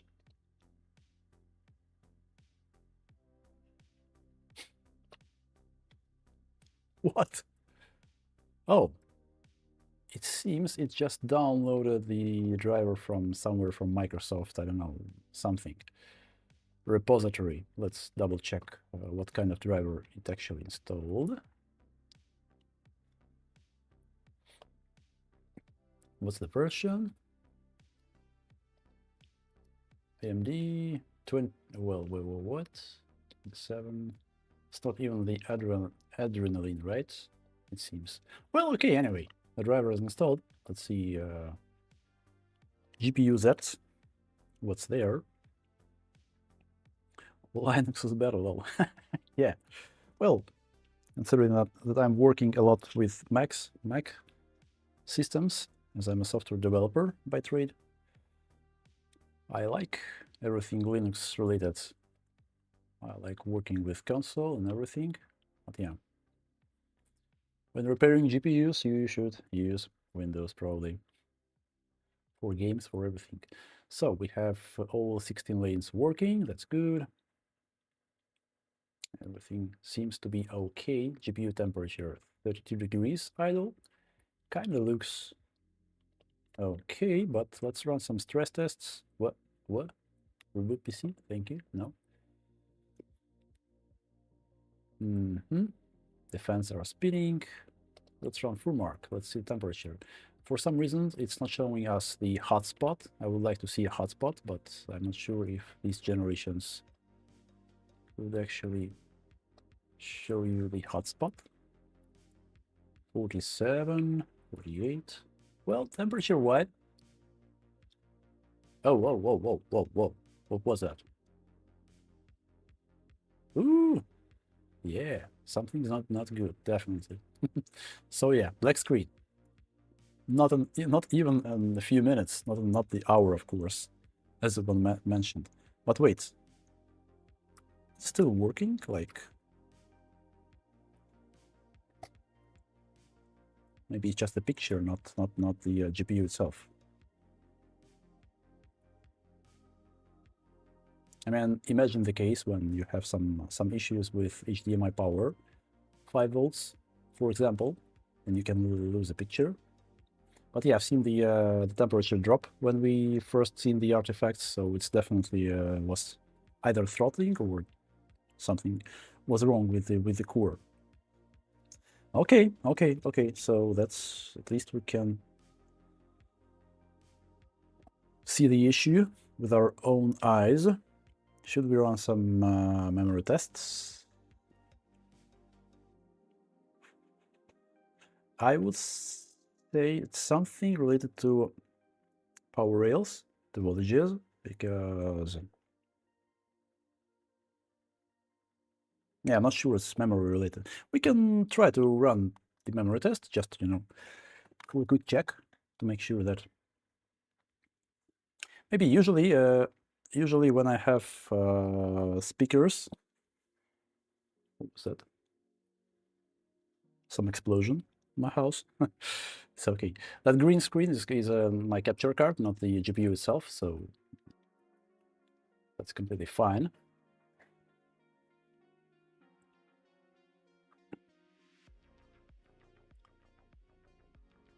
Проверить мацом память. Да, попробуем. Привет, Саш. Рад видеть. Tech agrees with customer. Disconnected core, maybe. Yeah, maybe. Let's see. Not even sure that I remember how to run the server for these generations of GPUs. Do I even have the tests? Wasn't the R9 390 the first 8 gigabyte GPU? Probably it was. I'm afraid to tell you lies, but yeah, I'm not sure I remember these times. What was the first one actually? But yeah, 470, of course, it was, they were version with 8 gigabytes, 390, 200 series, no, probably 290X was the latest. And there were only 4 gigabyte versions. So yeah, probably it is. From AMD side at least. I'm not sure about NVIDIA. Okay, so I can't see a test for this board. Why? R9 Fury, R9 Buns. Okay, so this gigabyte image. Let's check if I have something in another image.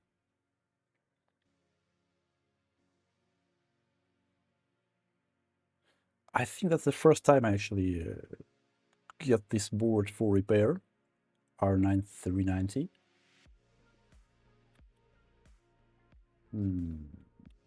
Video here maybe? I don't know.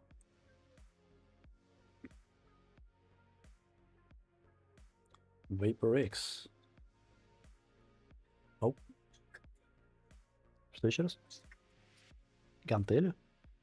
Какую? 5 килограмм или 20? Ну, возьми. Не урони, пожалуйста. My kid asked this weight thing, how's it called? Like the single one for one hand, barbell, the barbell. Oh, I think that this image I have for older AMD GPUs is damaged. Yeah, I was playing with these images at some point, and I think I broke something with these images. Portrait tuning, yeah.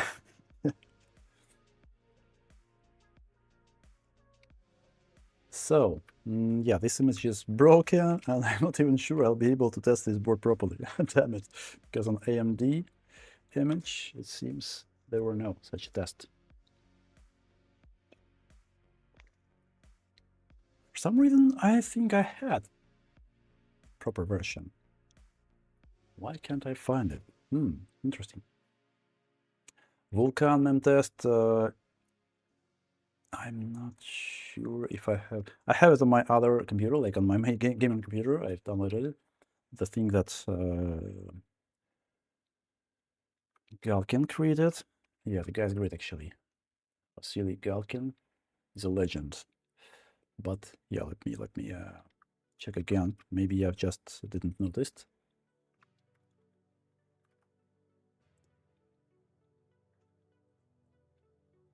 Full Mister, by the way. Hello. The card is older than Mats and Mods. No, like Mats and Mods, it's an NVIDIA tools. For these cards, these are T-Server utility to check the memory. But yeah, it seems that AMD image didn't have the version for these cards. Damn it. Yeah, I can't find it. R9 Fury is the only card it has, actually. It actually has... Yeah.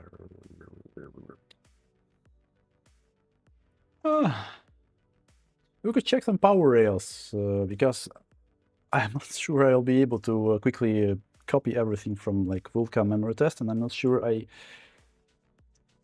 remember how to use the Vulkan memory test. I mean, I know how to use it, but I can't remember how to read the test results. So diving deep into that topic, probably not something for a stream. Maybe, you know, let's check the voltages, let's check the power, because I'll be honest, it's not looking like memory issues. It's looking more like some voltage issues, like something loses the power.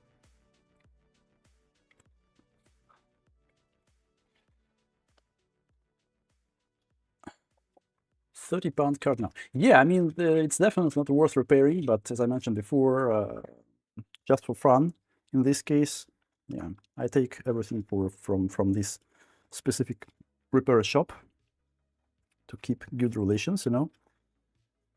So I'm ready to spend a little bit more time to diving deeper into this issue. I mean, if it will require some memory replacement, of course, it won't worth the efforts, and that's what I'll tell the guy.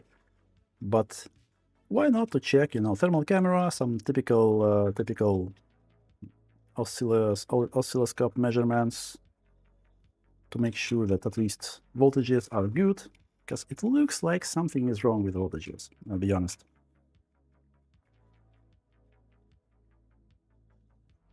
That's maybe just by working one and charge the customer for it. Actually, yeah, that's a good tactics. It's a good strategy. Sometimes I think that 1 or 2 times I actually did something like that. What's the smell?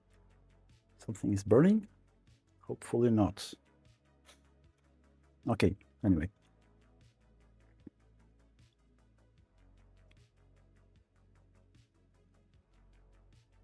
This paste should be interesting. Think so? Let's see. I don't know. Oops. Well, it looks soft at least. And yeah, according... Oh, whoa, what is it? What is this thing? Well, it's from Choke, so not a big deal. Ah, these MOSFETs, like how... the only time when I actually seen these MOSFETs is my Vega 56, the only Vega 56 board I have as a donor board. Yeah, it had these kind of MOSFETs, transistors.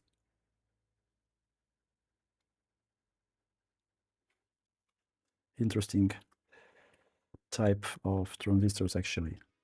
I'm not sure you can even replace them properly without damaging, you know? I haven't tried once, so I'm not sure. But yeah, according to smell, it's Arctic thermal paste. A MX4 probably.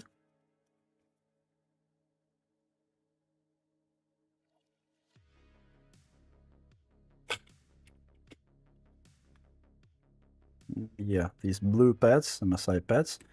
Looks like Arctic, but as far as I know, MSI also uses something like Arctic or whatever. But yeah, this pad is hilarious. Yeah, it's probably MX4.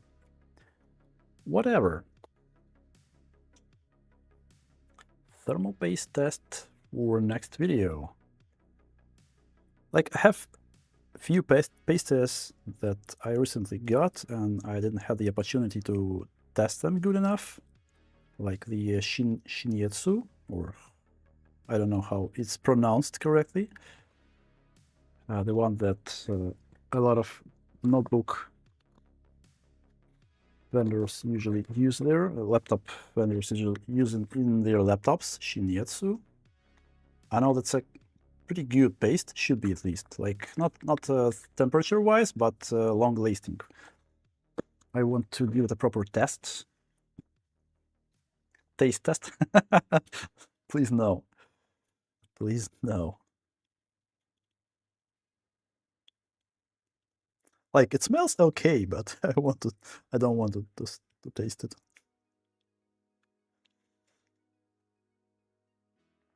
Okay, so yeah, we should probably check for some obvious damage, you know, sometimes you can even spot. Maybe it's even, you know, because of the caps are done, because 11 years, so, or what was it? They're pretty old card, and it may be the case that caps already went bad. They could lose their capacitance or ESR rating. It's possible. It's pretty possible in this case. Perhaps like there are 3 thermal pastes with a very specific smell, like 2 Arctic pastes, MX4 and MX6, and also the Thermal Grizzly Duronaut. They smell almost the same. Like there's a pretty strong smell for these pastes, and yeah, when you know it, you know it. I don't think that I know any other paste with any specific smell that is recognizable, at least. Not even sure there's a lot of pastes that smell.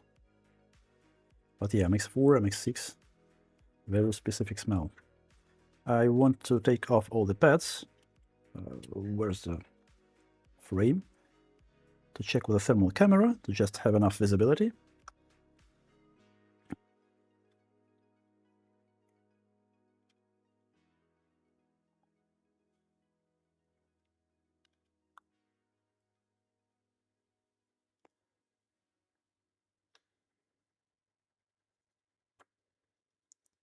But yeah, I'll be honest that the issue with caps is pretty much possible in this case. Maybe just the old caps which are out of their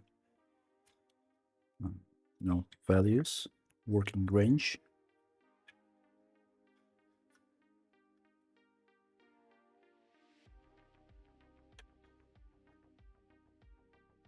Of course, I won't replace the caps, because replacing the caps on GPUs is a hell of a job. Thermal capacity of these PCBs is just insane, and to replace the caps, you either need to heat up the board to pretty high values, which is not always good, and just a lot of efforts with THT capacitors, at least. With SMDs, it's a little bit easier, but with THT, yeah, I don't like replacing the caps. Okay, let's oof, damn it, thermal pads are everywhere. Anyway,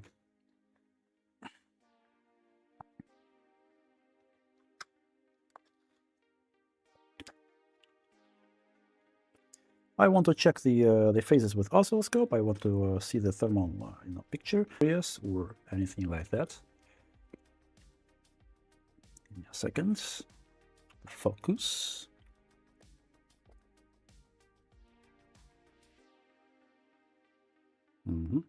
Okay, let's go. Let's go.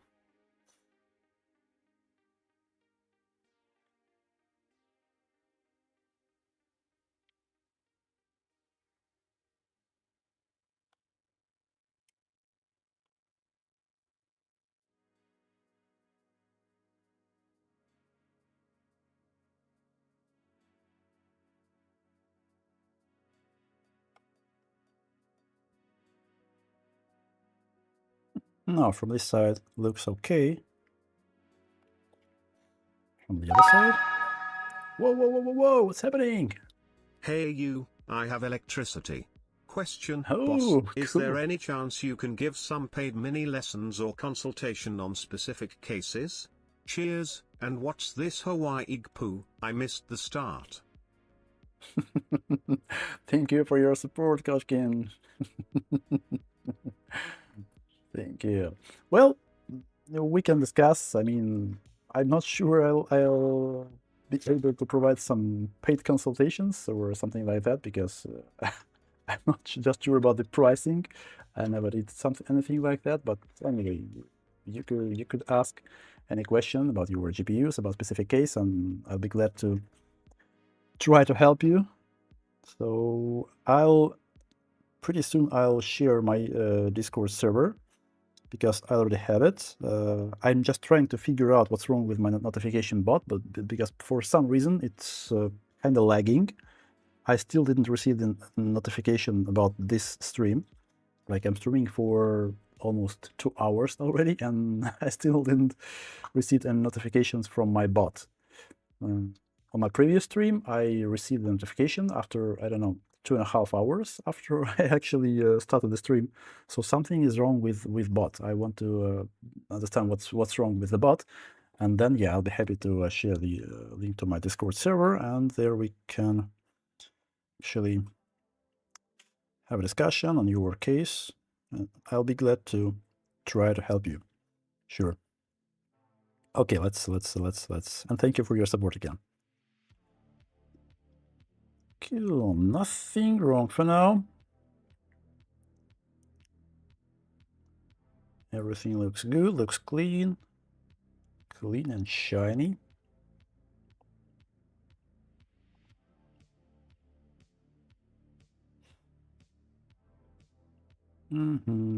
Yep, no obvious issues.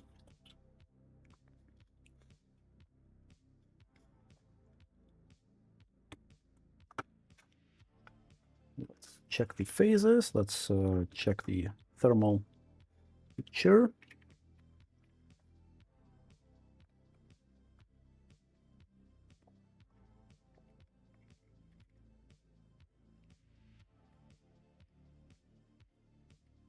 Oh, sorry guys, I've probably missed something in chat. Give me a second.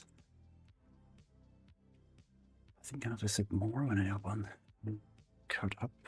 Well, it's warm.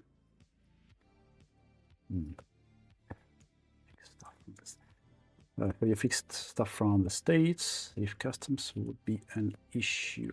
Actually, I haven't yet, perhaps, so I don't know how will it be with customs. Probably should be okay because like it's not a purchase, it's just a package, so it should be okay, pretty much okay. But I'm not sure about the delivery cost. I never tried to send something to US or receive something from well, I probably got some stuff from eBay, but it's just a simple ordinary delivery. And when you purchase some stuff, you already pay some VAT on eBay itself. But yeah, other than that, I'm not sure I had any experience with sending or receiving anything from States, from US up to this moment. So I don't know. I'll be honest, I don't know. Oh! What? Why again? Thermal paste is all over the place. What? What?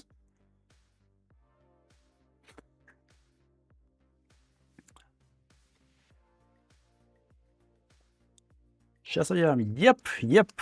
I fixed my monitor already, and you can rewind the stream to the very beginning. I've explained about that repair, actually, what was wrong with these LED strips. Yeah, it was interesting, actually. That component, which we replaced on the previous stream, but it wasn't actually the electric component, it was just a spacer. But yeah, the issue was in a different place, like with LEDs itself, with how the monitor is assembled, and I just... What's wrong with the paste? Come on, why there is a silicone? Not the paste itself. I'll try to push out all the silicone.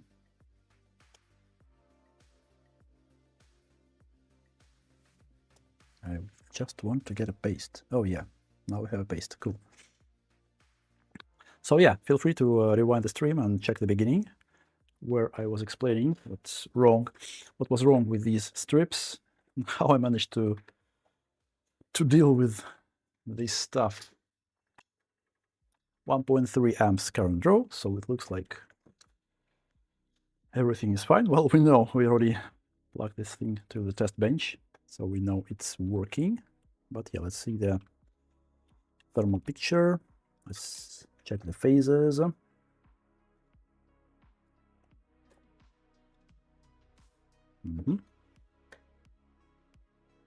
Good.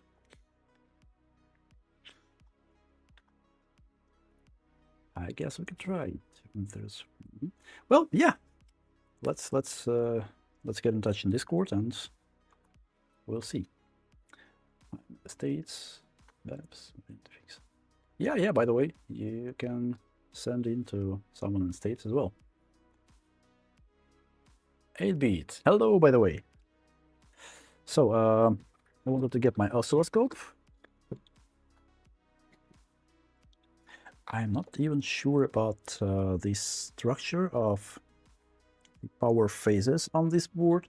Do I actually have some board view? I should have for MSI, of course. Let me check, guys, because I want to understand where are the phases for memory, for core, for everything. Let's see. Radeon, board view. No, MSI. What is it? V308. V308, yep. Version 2.3. Okay, cool. Here is the board view. Let me check. Let me see where are the phases.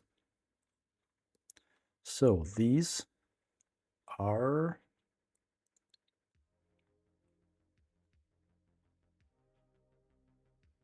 wait, what? 1, 2, 3, 4, 5, 6. Yep, 6 phases. All of them are core VDDC. This one is memory. Yep, and VDD, the only one, the only memory phase. Okay. On this side, this should be 12 volts, right? Yep, 12 volts. This one is 0.95. Okay. What else? What else? That's it? Really? Okay, whatever. Okay, let's see. I'll probably start with a thermal camera, not the oscilloscope.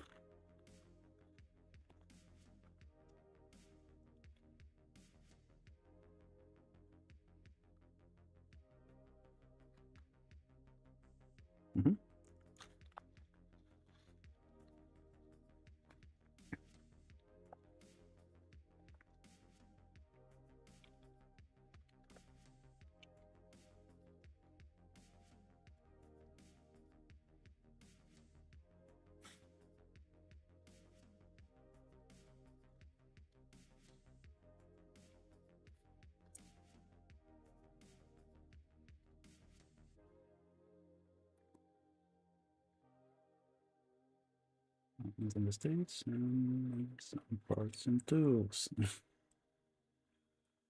So guys, let's quickly check the thermal picture of this board. 1.3 amps. Oh, why the load is not even on these MOSFETs, power MOSFETs? I'm not sure for now. What are they? Ah, okay, there are different voltages. 7 volts, really? What kind of voltage is it? And 5 volts. Okay. Memory phase is hot, like it's expected for memory phase. Driver is a little bit hot, but pretty much okay. The temperature is there 33 degrees, like it's okay, completely fine. This PWM controller looks a little bit hot, but no, 32 degrees is also completely fine. No, on this side, I don't see any anomalies.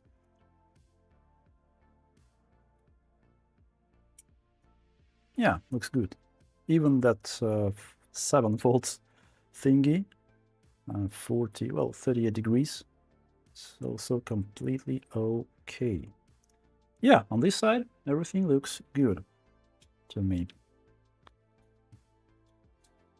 Let's check the oscilloscope.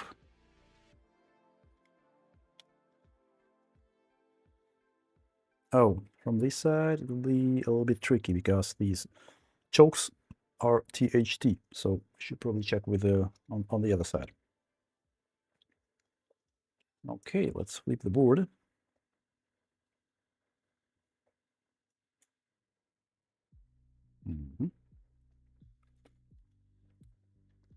I won't be able to use the heatsink in this case, but it is what it is. I'll try to do it quickly without overheating the board, but well, whatever. It's not worth even caring about the core, right? In this case, it will throttle anyway, so shouldn't be a big deal. Let me catch up with chat, guys.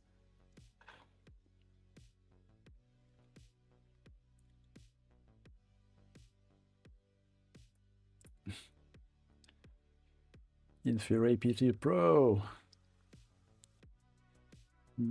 Infrared P2 Pro, it's actually the same thing as a Thermal Master PT Pro, if I'm not mistaken, right? Like these are the same kind of thermal cameras. AMD repairs. AMD repairs, yeah, actually, I don't like AMD boards. I don't know why, actually. But usually, when you have some issues with the core voltage, the core just dies. With NVIDIA, core usually survives. So yeah, much higher chance to get a working NVIDIA board comparing to AMD cards, especially the 6,000 and 7,000 cards. They just get cracks on the core and that's it. GG.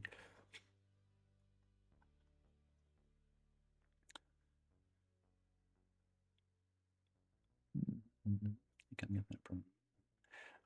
Okay. So yeah, let's see what's on.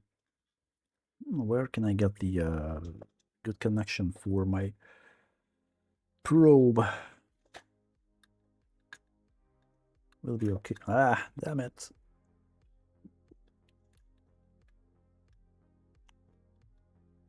Oh, like this. Should be okay. Okay, let's see. So this is the side. Oh.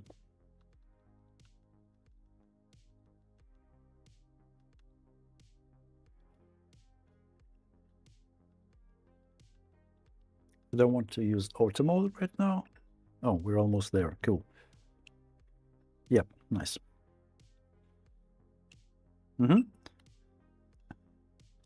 Perfect. For memory phases, just perfect. Like, okay, for other phases.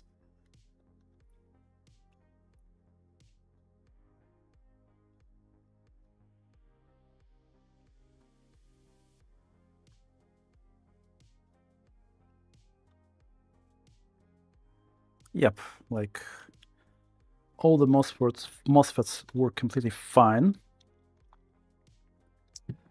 Let's quickly check the temperature from this side as well.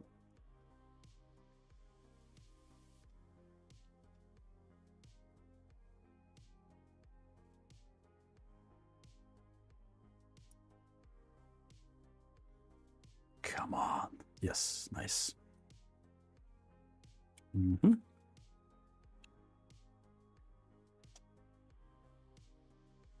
Again, no obvious hotspots. Well, yeah, like core areas gets pretty warm, but other than that,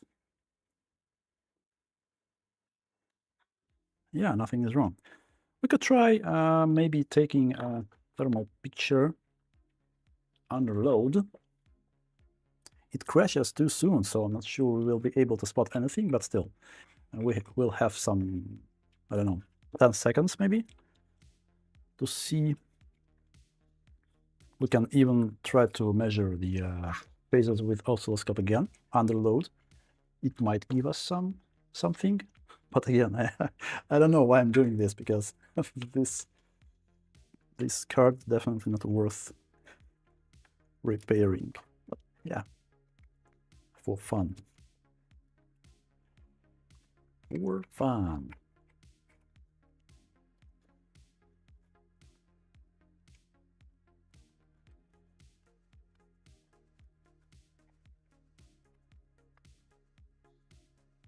Good.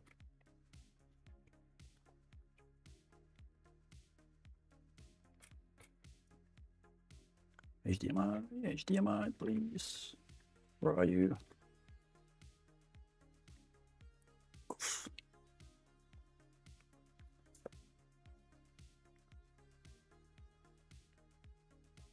TL8662.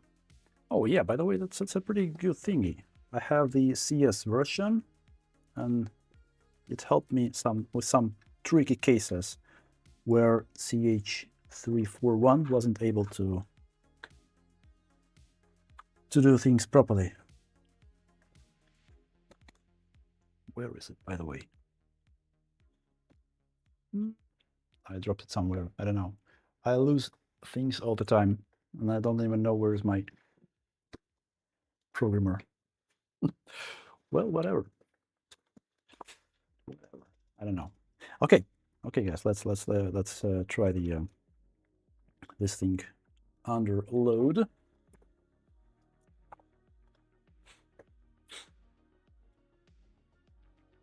What? Oh, that's interesting. We already, yeah, that's definitely a memory issue. That's definitely a memory issue. But again, we could maybe try to use T-server from a more recent boards, like 470. I'm not sure if, what? Oh, it won't even load. Really? What's happening there? Some explosions in my house. But yeah, anyway, guys. So what's wrong with this card to begin with? Well, I received it with. Was it working? Wait, what? What's happening? So yeah, I received it with it was stated like it shuts down under an like after an hour under load, but we tried to run full mark, and like after 10 seconds we already get some issues. It just crashed. We got black picture, black screen. We tried to check to measure all the typical things, all the typical stuff. Everything looks good.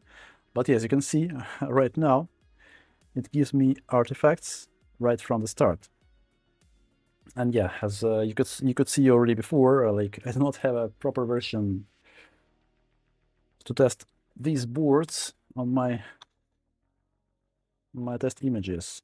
For some reason, I can't find a proper version. Maybe from R9 Fury. Oh no, R9 Fury is a different type of card. HBM memory, if I'm not mistaken, so it's a completely different thing. But yeah, oh yeah, it couldn't switch the graphics mode, I suppose. Yeah, that's why. Because Gigabyte image use the different graphics mode, so it's working, but it's not giving us any picture. Cool.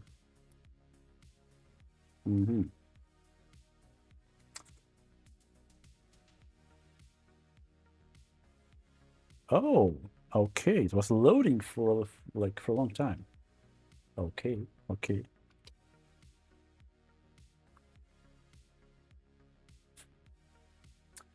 I don't know. Let's maybe try the test from 444 RX 460, 480.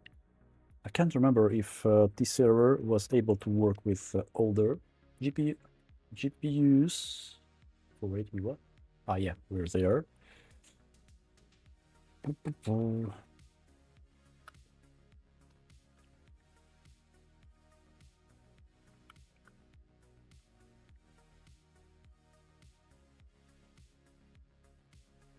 No device is selected. So, oh, yeah, wait. I think that these tests require to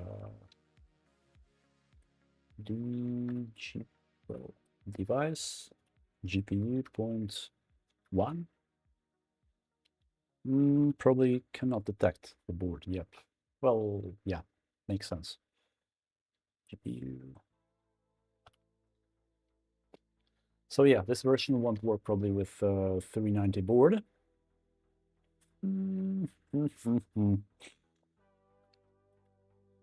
I don't know. I don't have a proper version. Maybe you could try to search some Tony's, I don't know, server for some older versions.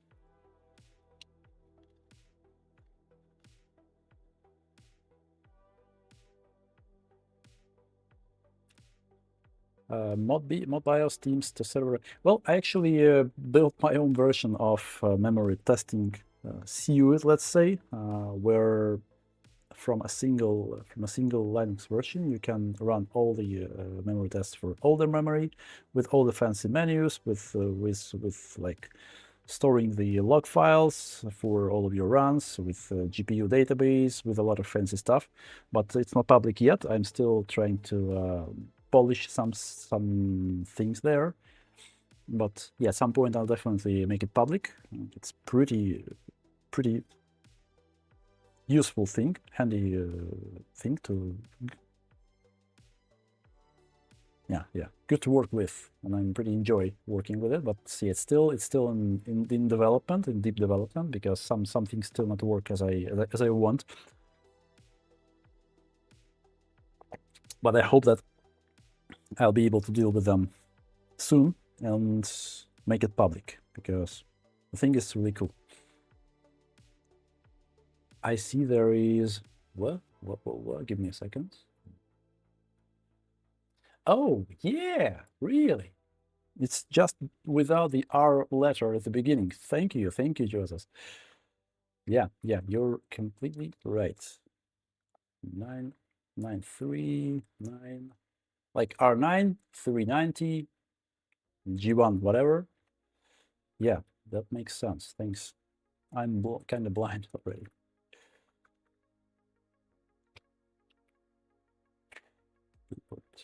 Test. Well, in the fall, what? Single dash maybe. What was the syntax for these tests on that generation?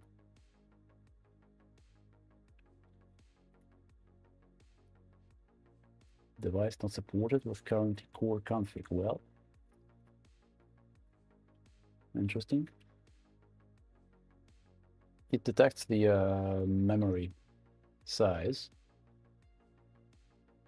Oh no, that's my RAM on this test bench. That's right. So that's not the GPU. Graphics memory.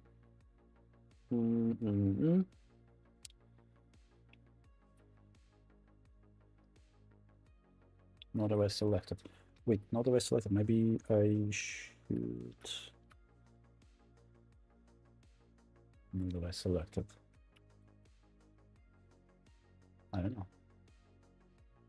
I never tried to run the memory test for that old board, so I'm not even sure about the syntax.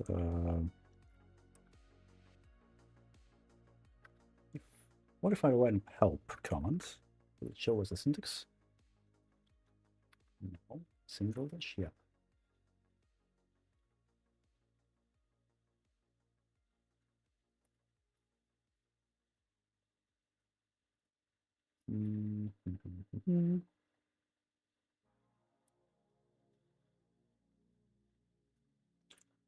Are you sure AGT was there for these generations? For recent generations, of course, I use AGT, but I'm not even sure that it was there. Like,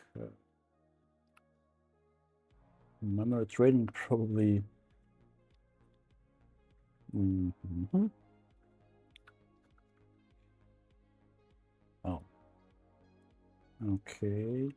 Was it with dash? Say I.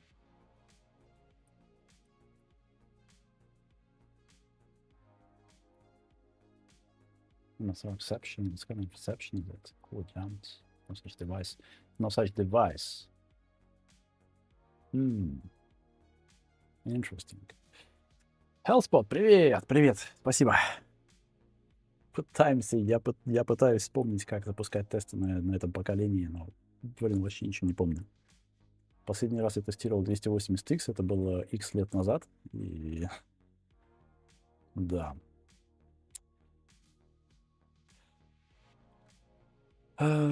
What else? What else? What else? What else? AGT won't give us. Well, let's just run the AGT. MC.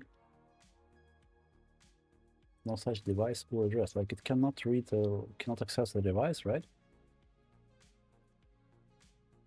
And yeah, by using the I command, it's not even giving us the list of GPUs.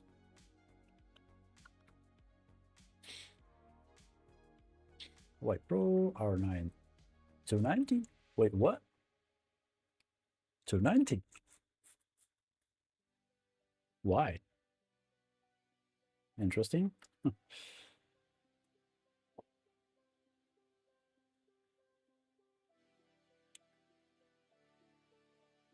Koshkin, where can I send you a link for one? Probably in Nano's Discord, for example, because yeah, as I said, I have my own Discord server, but it's not yet public because something is wrong with my notification bot. I still didn't get notification for this stream from my bot, so something definitely wrong. As soon as I sort out the things with not notification bot, I'll definitely make the Discord server link public. So yeah, so you could guys contact me there. For now, yeah, probably in Nano's Discord. But anyway, yeah, that was my actually guess. Maybe someone tried to flash the wrong BIOS. But I think in Windows, we could see our, well, Windows takes information differently.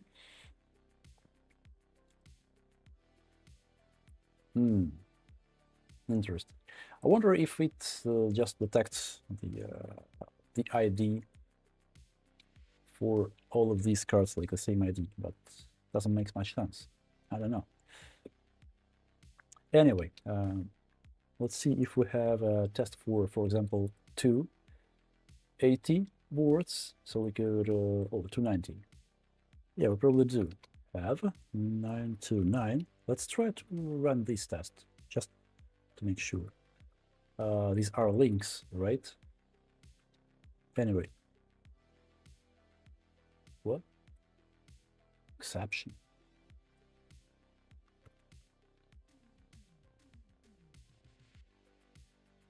Failed to initialize. Why? Что ты пытаешься сделать? Пытаюсь потестировать R9390, но я говорю, да, я что-то как-то уже 100 лет не тестил эти карты, и я уже не помню синтаксис тех тестов. Поэтому на гигабайтовской сборке почему-то не работают эти тесты.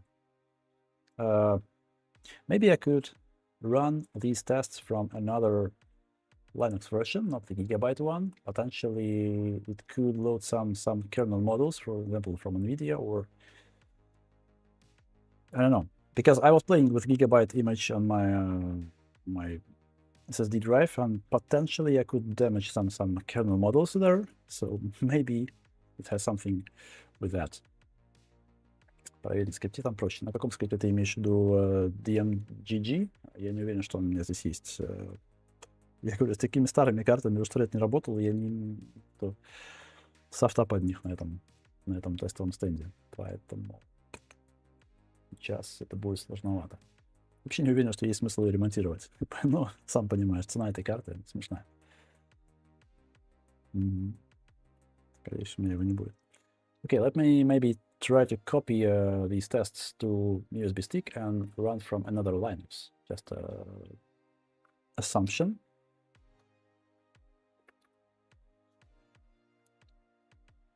By the way, what are these links? No, I wanted to check what are these links actually. Let's React. No.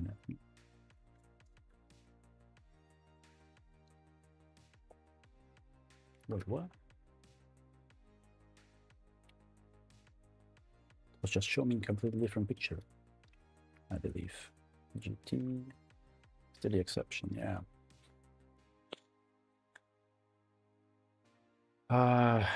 Я, скорее всего, не смогу сейчас это все развернуть так, чтобы это было быстро на стриме, сам понимаешь. Пока я разверну образы на флешку, еще куда-то, это займет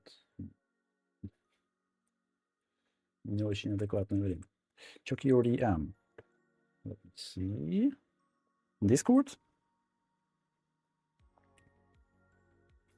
I would like to try, guys, you know, as I said, let me try one thing. I'll try to copy these tests to my USB stick and try to run from another version of Linux. I'm pretty sure that this gigabyte image is kind of not okay right now. I have the older version of Linux images probably there, like Ubuntu 16 or something. Let's try from these images. So I'll mount the flash drive.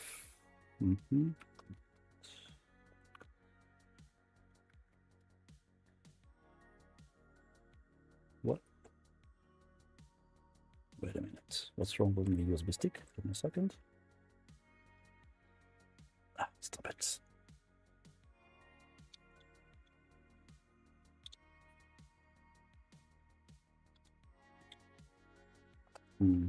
Should work now.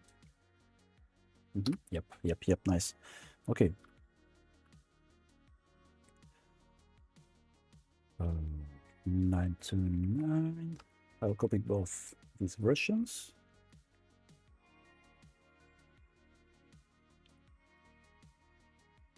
And I'll try to run them from another, like another image. 5 gigs? Yeah. I mean, you mean...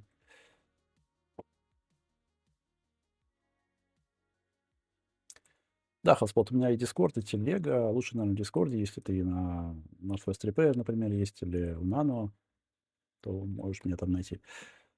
Но я говорю, что я попробую в таком варианте, в более старой версии Linux. Okay, thank you, folks. Let me check the Discord if I see something there.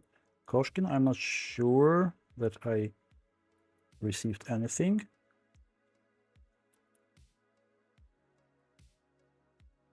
Maybe the wrong one. I sent you everything you need.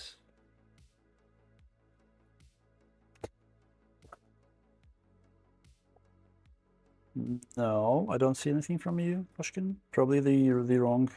Oh. Yeah, I see. Okay. I see. I see the request. So we've copied the this version. Let me copy the second version as well. 39 something.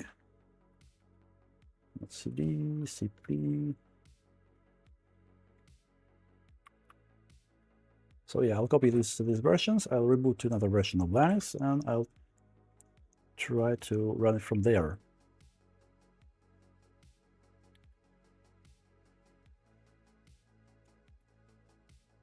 Yep. I've added you. I've sent you the request, I believe. Friend request. But no direct messages from you at this moment still. Anyway, guys, let's quickly check this thingy.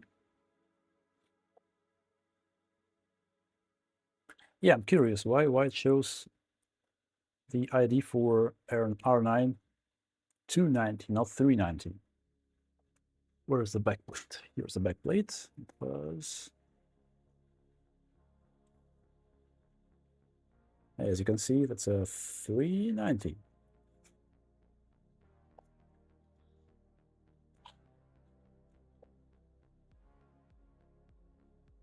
Yep, it copied. Let's reboot. Let's see what other versions I have.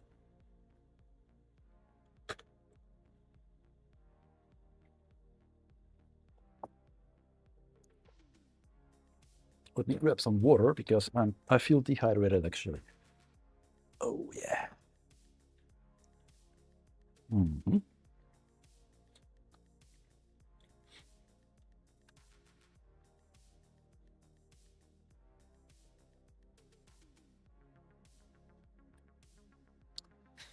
This one was damaged. We could try from tiny 11.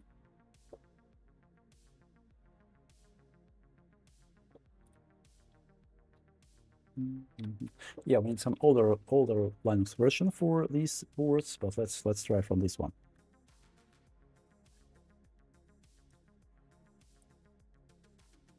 Send again. Give me a sec. Oh, yeah. I see. Yeah.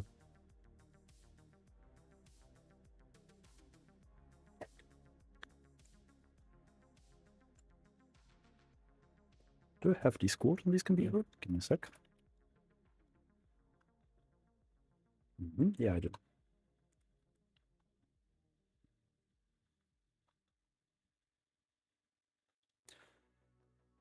Yeah, thank you. I'm downloading it. But for now, yeah, let's try to run these tests from this Linux version. Not sure it will work, but still. That.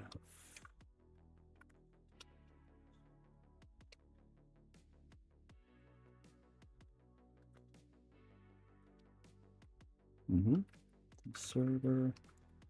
Will it even run? AGT.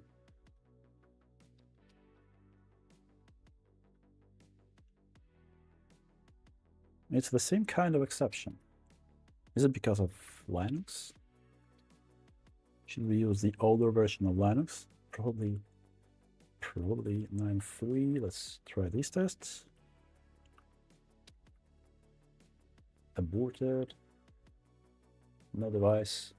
Yeah, like the version which is meant for this board is not working, and the other one gives us exceptions. Interesting. That's cool.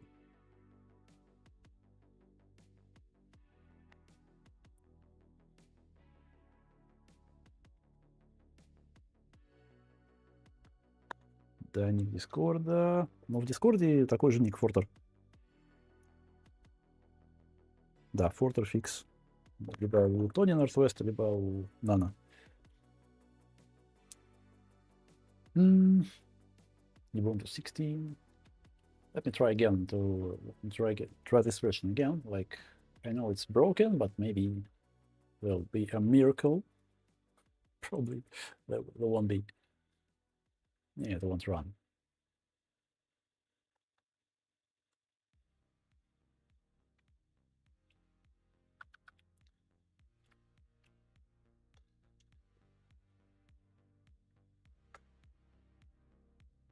Maybe Ubuntu 16 while it's downloading. Yeah, I see that the image is still downloading, which you sent me, guys. So while it's downloading, we could try maybe, I don't know, Ubuntu 16, if it will be able to load. That's fine. Such an old GPU, and I'm trying to to deal with it.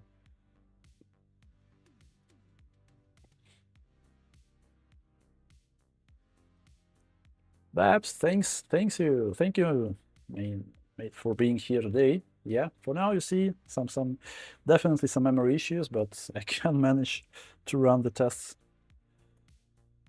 The GPU is pretty old, but yeah, thanks for being here today.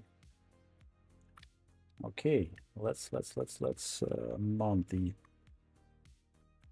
USB drive again. Okay, USB. What? Now USB.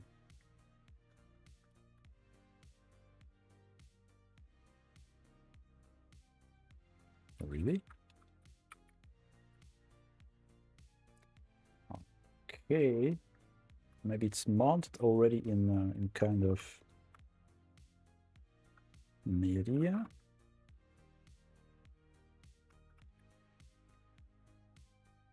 I don't know.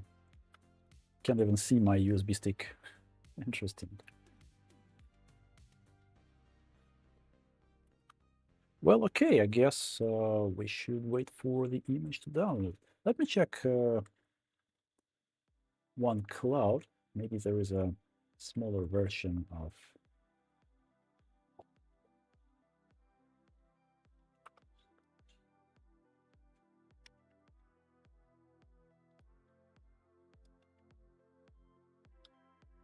Yeah, not on this PC, unfortunately. Ah, these old GPUs, come on. What is it? What's the default Linux? I think that's for NVIDIA boards, right? And probably one from here. I can actually try from this Linux. I think I was already tried and it wasn't working. Ah, you have TOS on B0, B1 anyway. Well, yeah, according to the pattern, I can assume that's some of the first chips, but I can't be sure. Like this board has a lot of memory chips.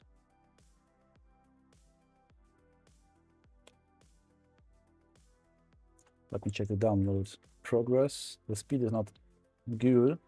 2.5 gigabytes out of 6 at this moment.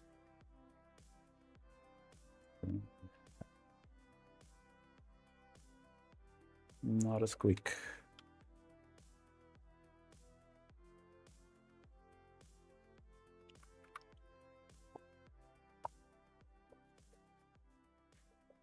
What? Power off? I don't know, guys. So should we even try? Well, maybe while we are waiting for the tests to download, maybe we could quickly. Oh, damn! Stuck. The HDMI port is really dirty. Maybe you could quickly try to replace the MOSFETs on that infamous 3080 board from our previous streams. As you can remember, we had issues with shutting down under load.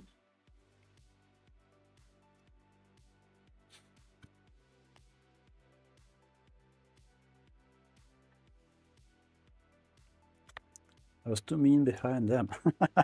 Yeah. So yeah, we could try actually to replace the MOSFETs that we wanted on this board initially. Like we have enough time, like 2.5. Maybe we could even try to. No, probably let's just replace them. As I said before, considering the state of this card from AliExpress or whatever, obviously one of the MOSFETs generates a thermal alert. That's why it shuts down. But yeah, considering the state, we can get the same issue with another one after we find the faulty one. So I just want to replace all of them to be on the safe side. Should I place all this stuff? That's why I want a bigger deck. And finally, I'm able to start assembling it. Okay, so yeah, let's quickly put this thing to the soldering station, to the preheater.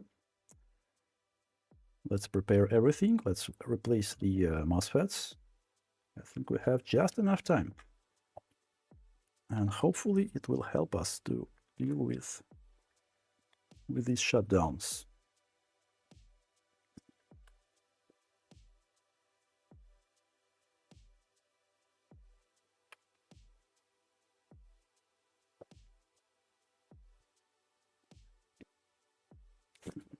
Yeah, bigger deck. Oh, nice. Who was it actually? Who was that guy who said that you want a bigger deck a few streams ago? Was it Sloth? I think it's Sloth. We were talking about the stream deck. Yeah, I think it was Sloth. Okay.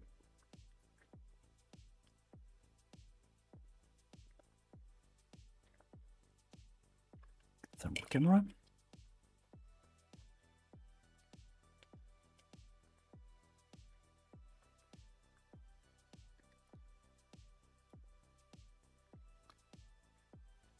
We should prepare the MOSFET for now. I'll turn the preheater on. I want to see some 130, 140, I think, to start replacing the MOSFETs. How many is there? Let me see. 1, 2, 3, 4, 5, 6, 7, 8, 9,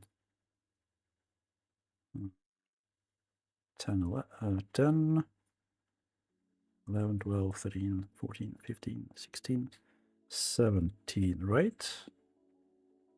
I guess. A lot. Damn, a lot.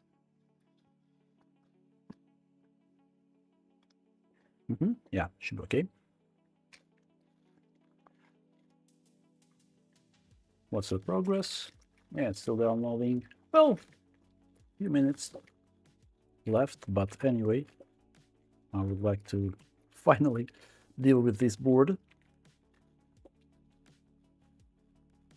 It waits for too long already.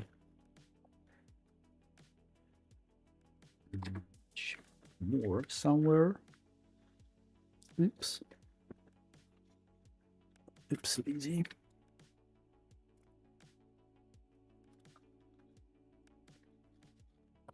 Let's see. BKUO, right? Yeah, BKUO. These ones are, yep, nice. They're the same. So how many do I have? 3, 4, 5, 6, 7, 8, 9. 9 here. 10 here. Yeah, pretty much enough. Cool. Cool, cool, cool.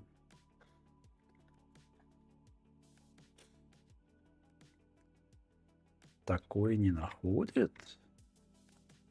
Серьезно? Без пробела. Без пробела.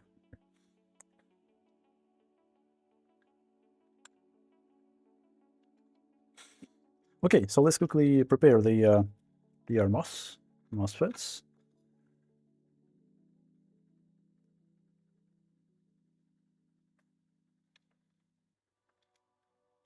Oof, a lot of stuff. Yep, I see it now. Вижу. Секунду.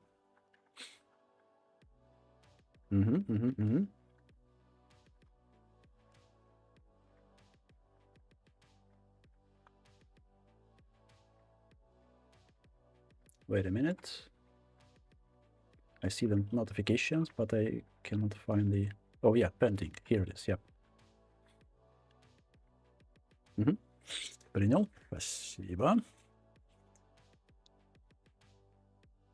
3, 3, so 10 here. I need how much? 17? Was it 17? Here we have 9. Like this, right? 3, 3, 3. Yep, 17. Cool.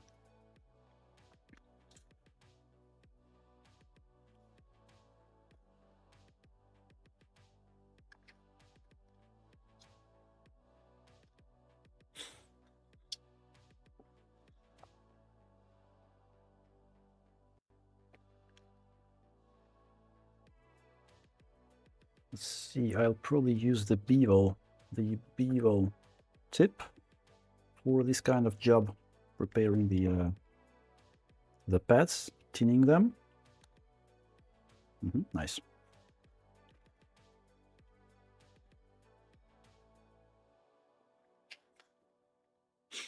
Figura, good evening. Привет. How are you?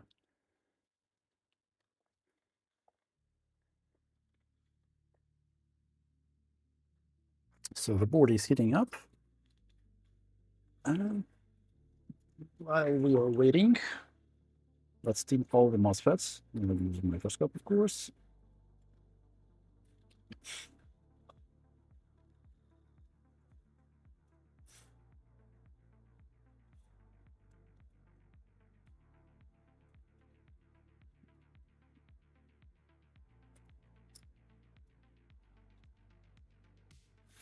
Focus, focus, focus, focus. Yeah, it should be good. Cool.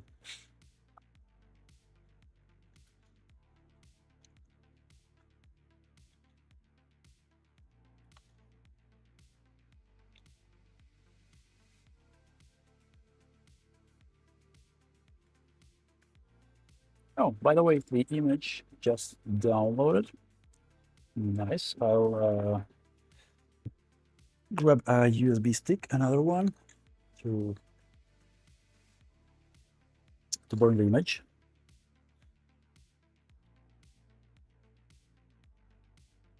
So one of them should work. Let's try.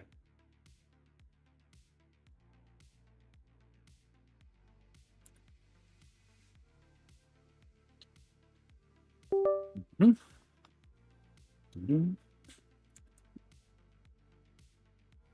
Yep, this should work. Done with Rufus.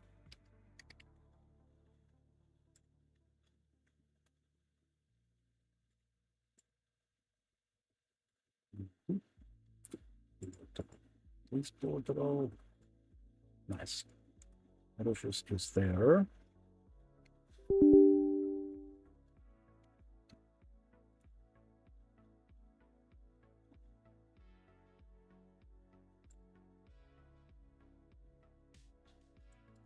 Oh wait, was that image the compressed one or?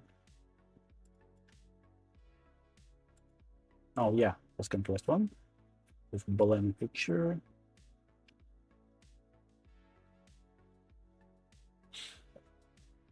Rufus should probably also work with it, right? Yeah, I was using Belen nature for some time as well, but Rufus should be completely fine.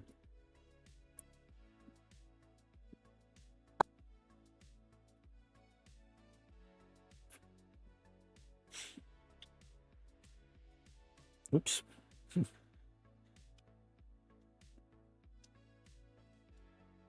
Не могу отправить файл, давайте это Discord. Да, Discord. Какое-то ограничение не имеет размера файла, он довольно небольшой. Ну, попробуем, как будет с этим образом. Is MOSFETs. Second, chat. Is how MOSFET looks as. These are DR MOS, like driver MOSFETs, not the ordinary one, but with driver integrated. Like two MOSFETs at once, higher side and lower side.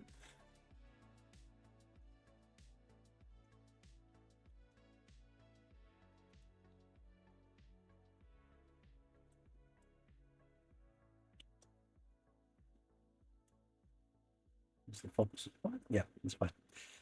So yeah, I should prepare 17 of these DR MOS and replace them on the 3080 board from one of, well, not one, from previous streams. Okay, guys, let's see extraction process. Looks 70%, almost there. Yeah, while it's working, let's team DR MOS. Let's team the MOSFETs.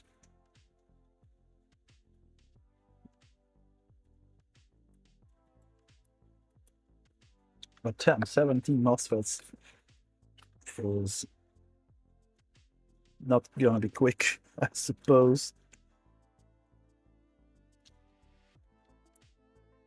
Oh, my iron is, yeah, 320. Just enough for teaming the MOSFETs. I probably could have used even lower temperature, but yeah. Let's use 320 for quick results. Oops, oops, oops.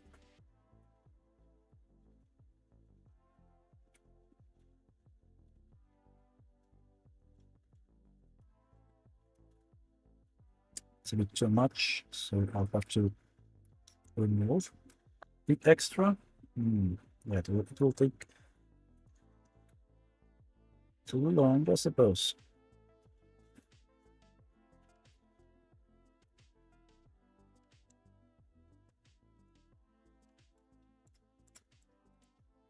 I should use a knife tip.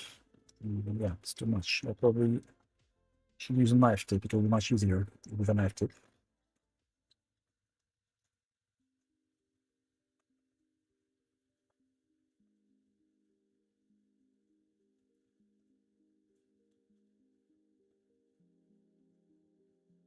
Yeah, yeah, much easier. Cool.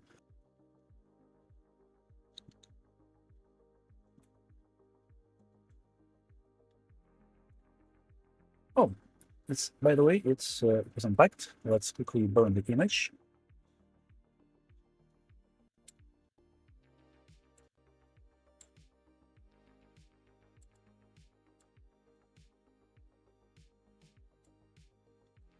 Yay. Cool.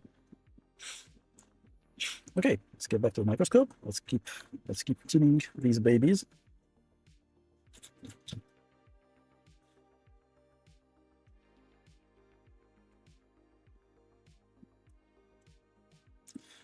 Yeah, tuning the pads with this tape is not that convenient as with Bevo.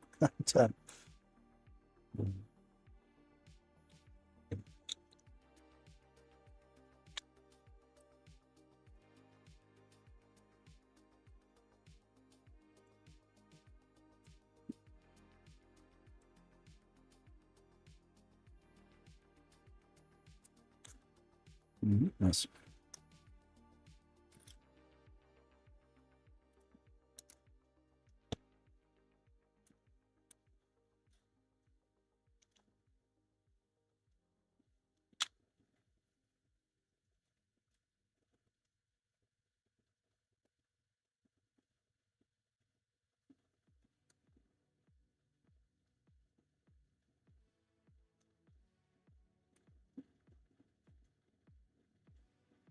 More solder in my tip.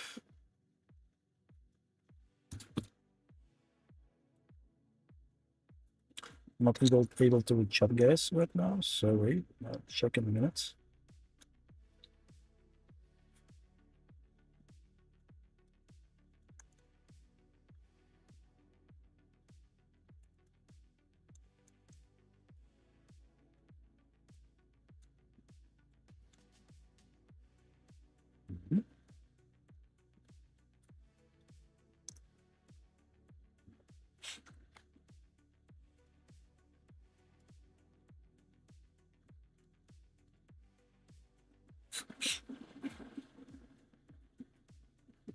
I've used our Philips.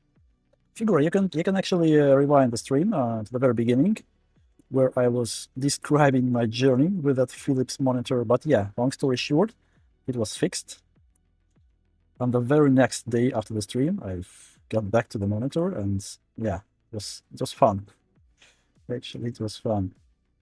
I discovered that the component we initially were trying to replace is not an electronic component; it's just a spacer to keep the LEDs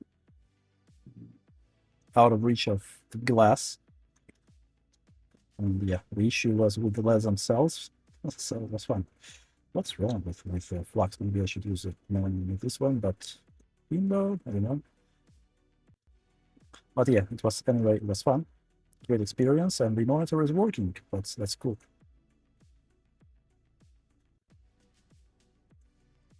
Yeah, Bevo is definitely much more convenient for tuning components. Yeah. Should I switch back to Bevo? Oof, very nice. Not good.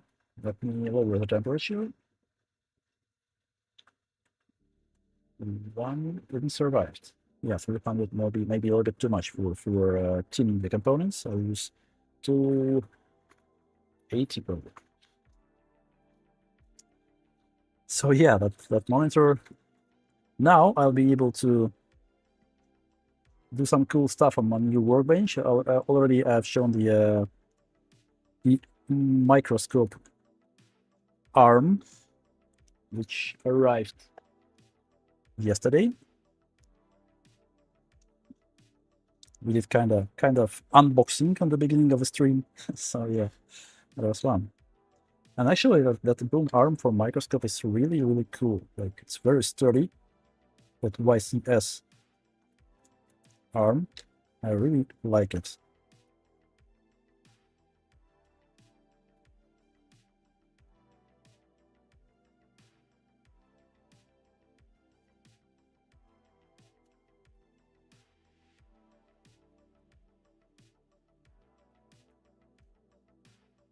Nice.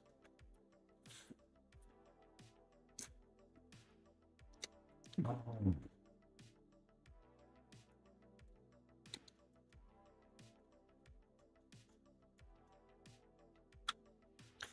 And yeah, hopefully we'll be able to deal with that 3080 finally in this stream. It was waiting for too long already.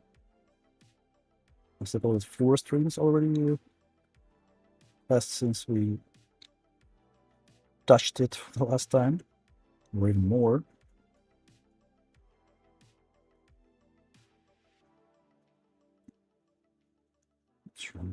Yeah, yes.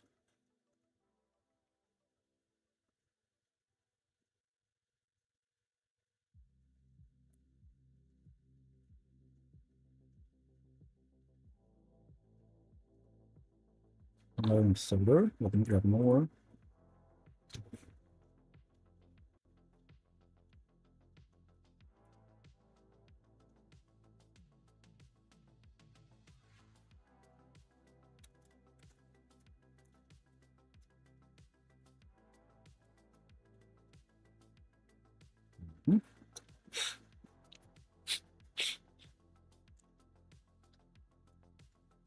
Oh, Rufus is still working, like 35% is already done.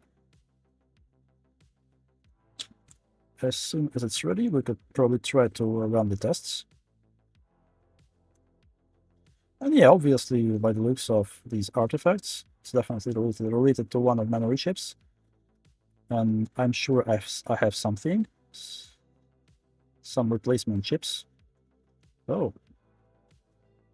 The pad is damaged here. Okay.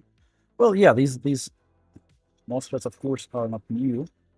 Brand new, like it's always with AliExpress. You may get some damaged stuff.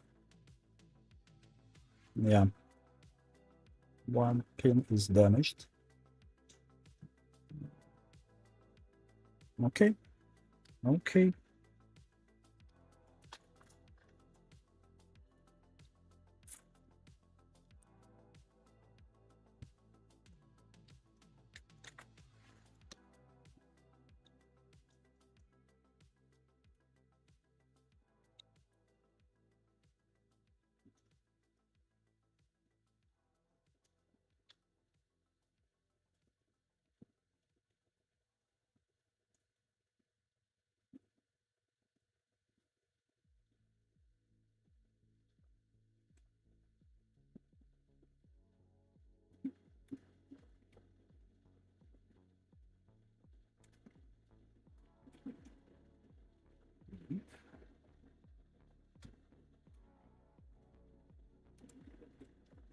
Let me check the progress. 43%.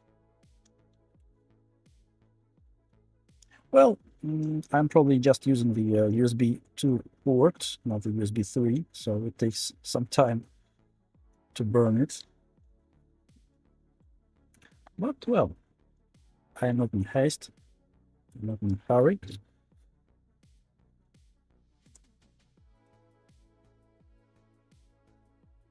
Let it do the job, and everything will be fine.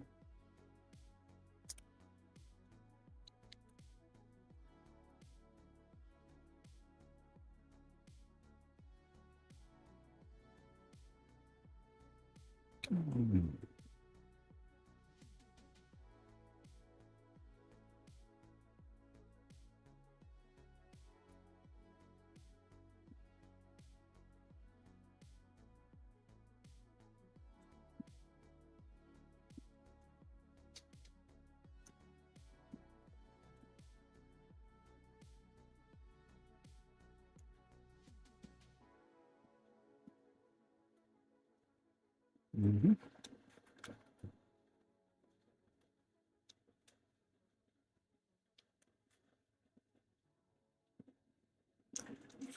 Balena Etcher. Well, actually, I was using that software for some time before Rufus. With some images, it gave me more consistent results than Rufus. I don't know what's the difference, but with some types of images, Balena Etcher was better. So yeah, maybe it was there for a reason. Let's see if this image will work with Rufus. If no, then yeah, of course I'll use another software, that one attached.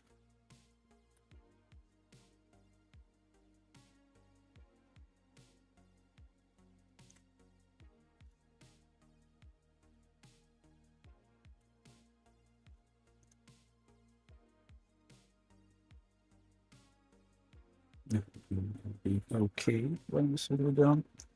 That's fine. So probably we're halfway there with these MOSFETs.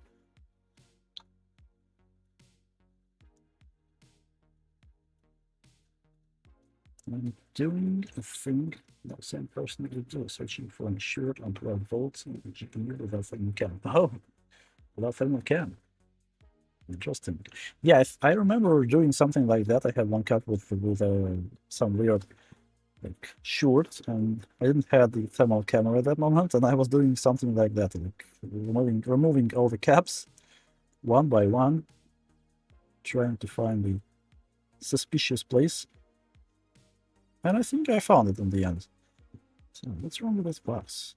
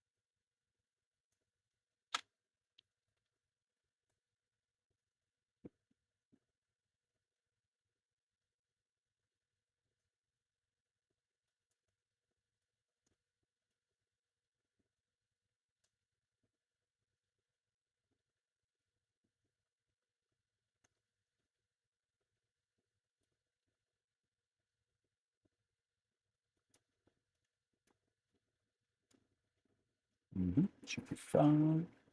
Oh, too much. Yeah, should be okay. Not that many left. Oh, is it some kind of dirt? Mhm.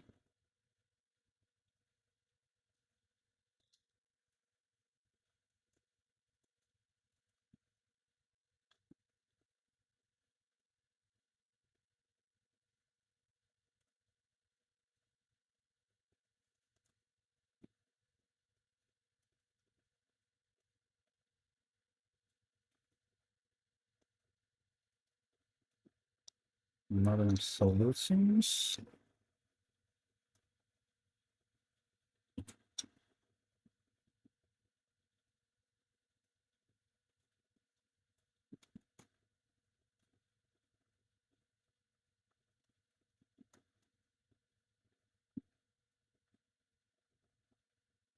Mhm.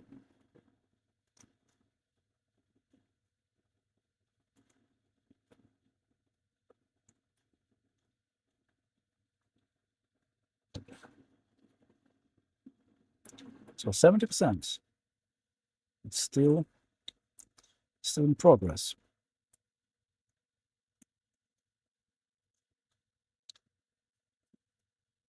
I'm not sure if I should change the title on the stream, because right now we're on the front boards 3080.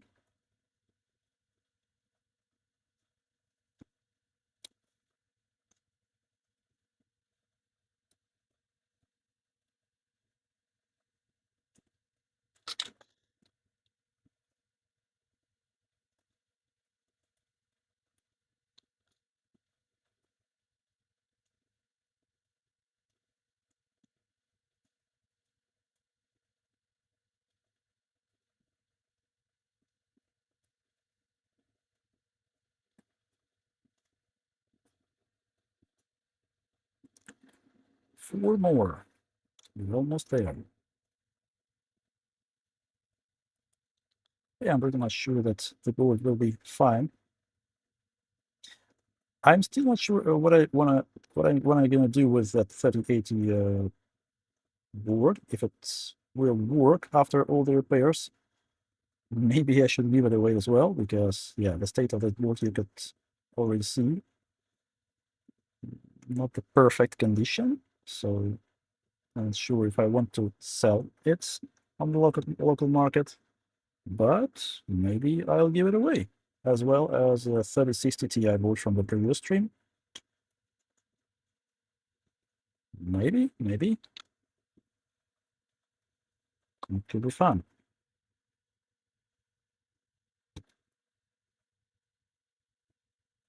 Yeah, the only issue with that is a repaired crack near the PCI Express connector, so it can actually work for a long time without any issues if you're careful enough.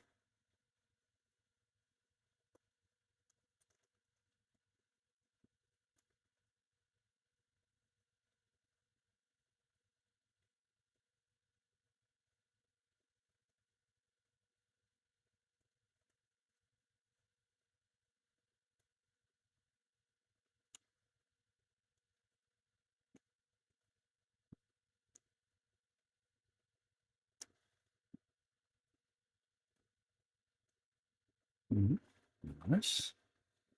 2 more to go, and we are done with preparations.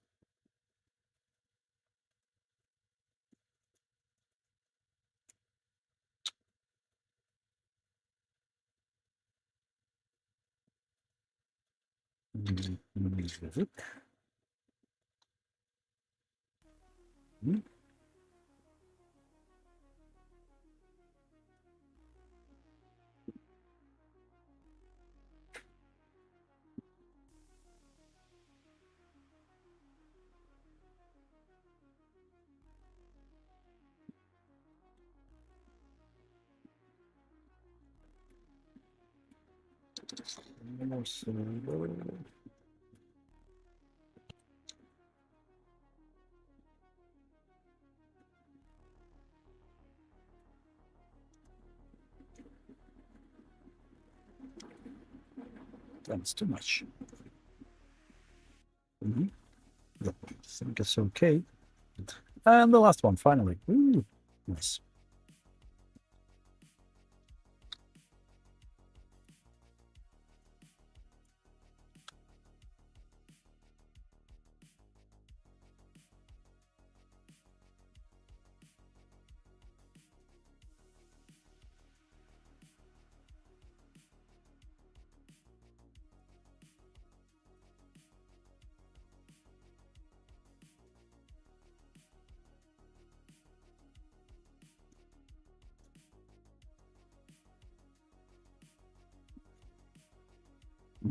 Nice.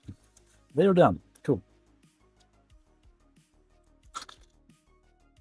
Oof, that's a bunch. That's a bunch. What's the temperature on our heater? Let's see. 140. I'll probably lower it a bit to keep it okay. Now, what's with the image? 94%. We're almost done with test image for that older GPU. Oh, let's stick to my glove. Oh, that's a bad one. Yeah, with the damaged pin, I remember. Should be binned. Good. I probably won't even clean them with IPA, because it will be enough to... Oh, should I? Yeah, let's maybe use these.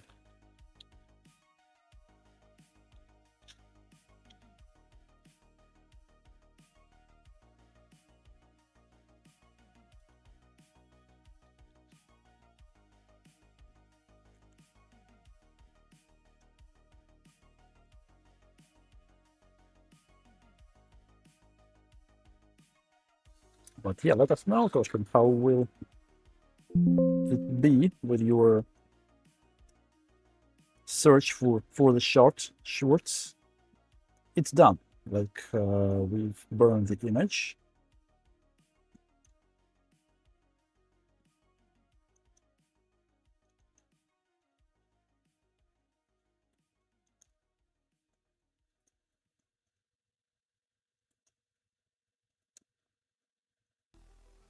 Yes.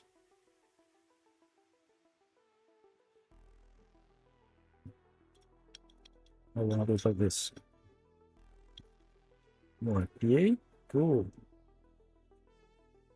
Yeah, with my bare hands. It is what it is. Not a big deal.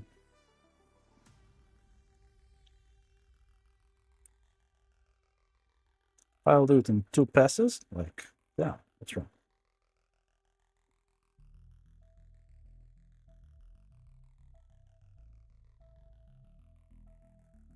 One more time.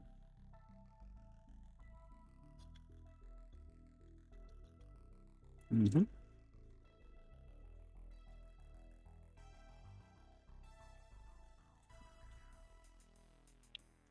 Ooh, they are clean. Let's count them again. Maybe I've lost something. So 4, 5. Really? No, nothing there. There are more. There should be 17, right? What? 5. Oh, no. That's right. Yeah, yeah. No, 16. Wait. Where one? I lost one actually during the process. Really? 5, 5, 16. I need 17. Damn it. Where is it? Well, I can do one more. It's not a big deal, but I've lost one MOSFET. Anyway, anyway. Here's our image with testing tool for the older generation of AMD cards. Hopefully.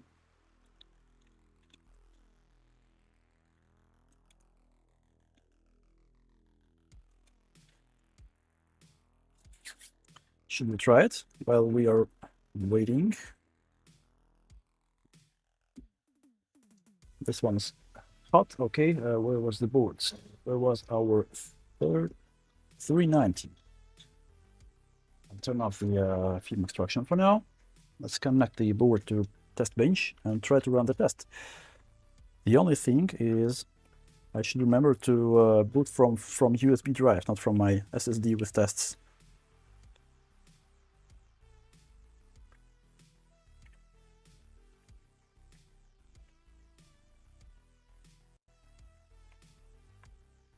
Oh, I see some dropped frame again. Please let me know, guys, if there is something wrong with my dropped frames, because today my internet connection seems to not be that good as usual.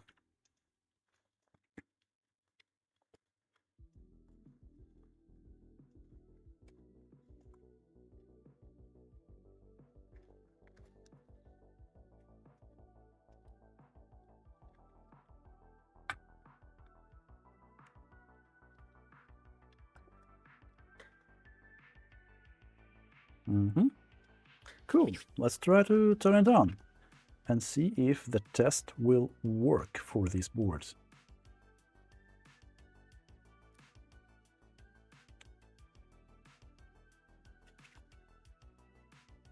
Oh, yeah, now we see the artifacts. Cool. Not cool, but it's good. Oh, yeah, again, I forgot. There was a hotkey to choose the device, the boot device, but I'm not sure which one for this BIOS. F11, F11, okay. USB. Let's see if it boots.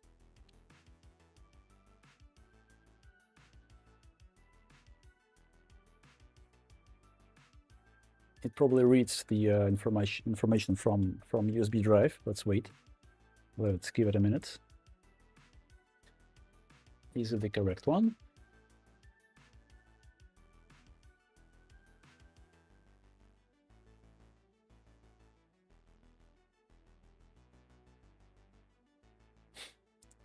Да. Они отлетали просто из-за стекла. 4 раза или 3 раза пересобирал.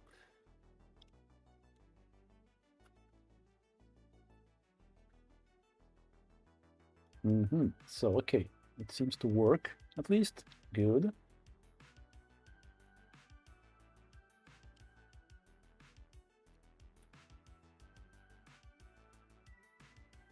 It probably should be the older version, 004, if I'm not mistaken, for these older GPUs. But yeah, let's see.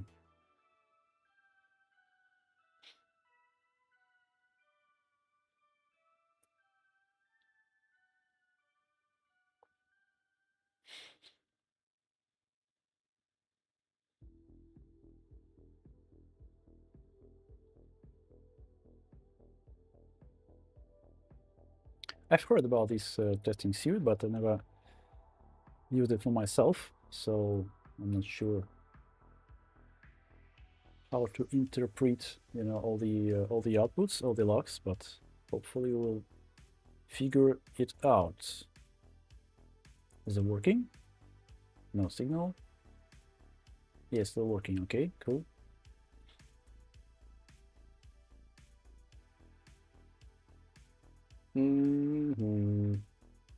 According to this test, everything looks good. Interesting, but we definitely see some artifacts, right?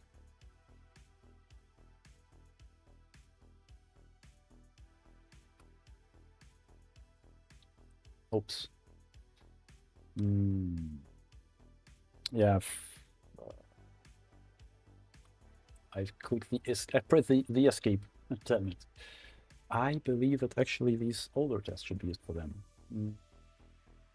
Okay, let's run it again. I pressed escape unintentionally, so yeah, I should get another MOSFET while we're waiting for the results, because I've lost one. I'm not sure where and how. Let me check the bin. Maybe I'll find it. No. Oh, this is the one. Okay, cool. I found it. I threw it away. I binned it. Let me clean it. Oh, it's clean. Yeah, it's clean. Cool. So we are ready to replace the MOSFETs. But yeah, let's see what the test result is.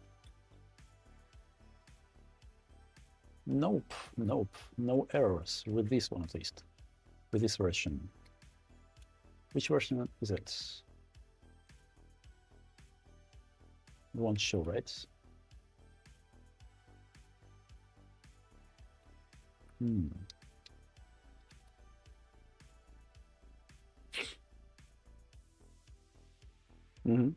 Okay.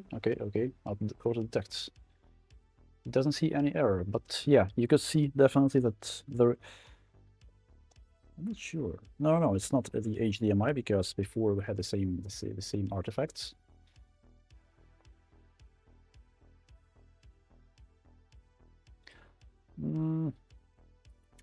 You see, the memory frequency, it could work if, in case when there is no visual artifacts like out of the box. And yeah, when you increase the frequency, for example, when you boot Windows, when you run some stress tests, it runs another power state. Let's increase the frequency, and you can see the artifacts. But in this case, we could see the artifacts straight away already in DOS mode. Yeah, that's probably not the correct version for this board. So I don't know. Let's try to increase the frequency.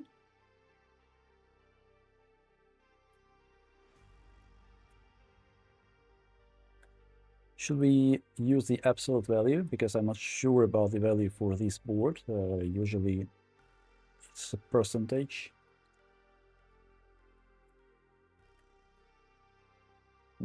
Current.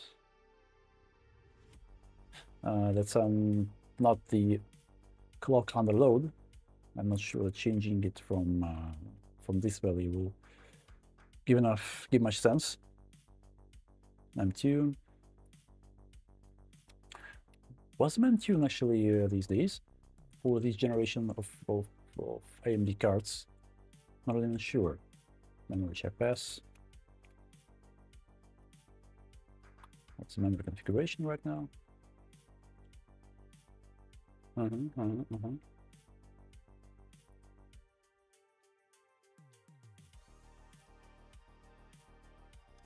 Let's reboot. I want to see again how it looks like.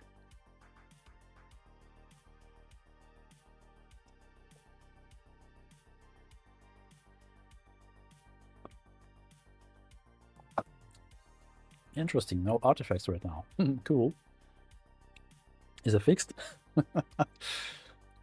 I don't want to run stress tests right now with this cooling, with this cooler.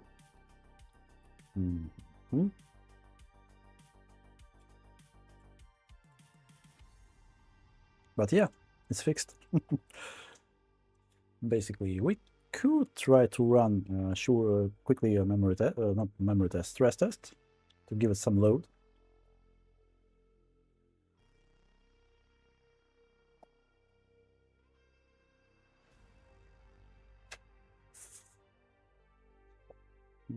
Не знаю, еще 40 точно.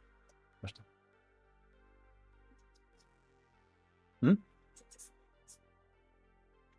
Хорошо. Well, it wasn't even able to boot Windows to switch the power state. What if we reboot? Will we see some artifacts? Okay, so I would actually like to do the MOSFETs thing with our 3080 board because it's hot and I don't want to leave it for a long time on the preheater.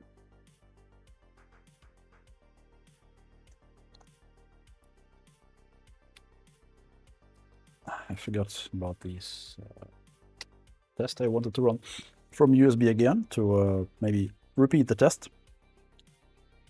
But it seems I should give it more time on stress tests, on different stress tests to find the combination of, I don't know, conditions to give us the problems. But anyway, again,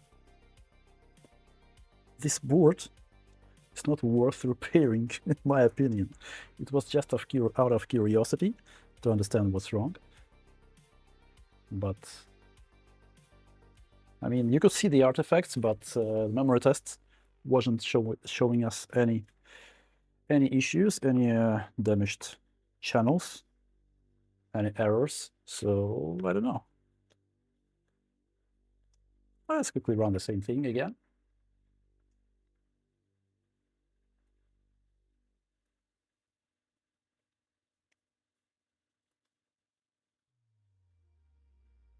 Let it work, whatever.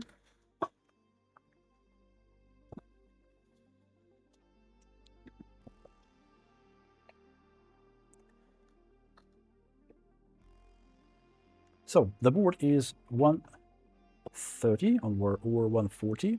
Yeah, somewhere there. Pretty much enough to take off the MOSFETs.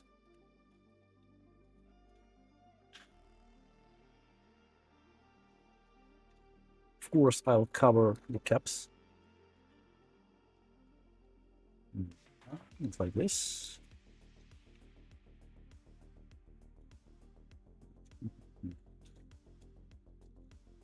I don't want to melt any plastics. Yeah, at least like this.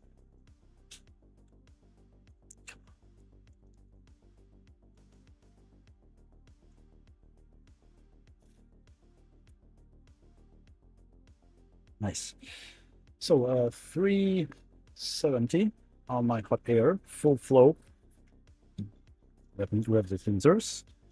And let's start.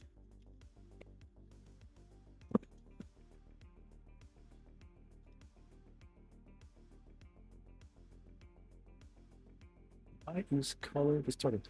Do you mean that green background when I was running the tests? Yeah, so it's my capture card, the PCI Express capture card, which I'm using to capture the test bench. Sometimes, for some reason, it gives that green background, that Elgato HD60 Pro. I don't know what's the reason. Like other folks I've seen also has a similar issue, and I've tried to put a fresh firmware and try some other things. I've seen the mentions of a problem in the internet. That yeah, it seems that there is no solution. It just sometimes works like this. That's it.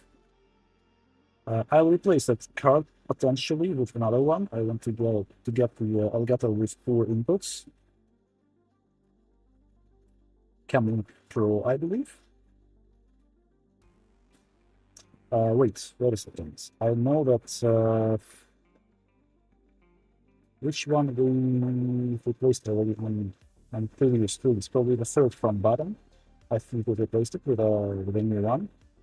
So this one we will left as is, and all the other ones we will replace.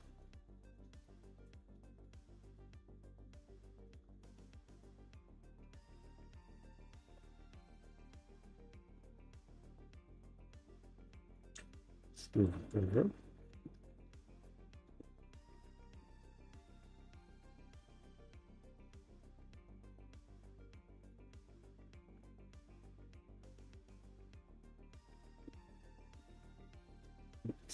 Really?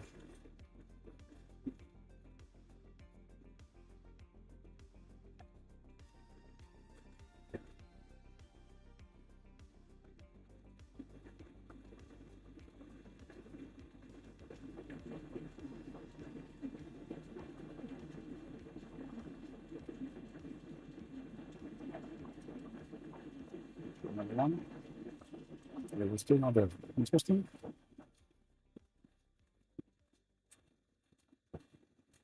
This one was definitely replaced, but it seems it was replaced with lead-free solder.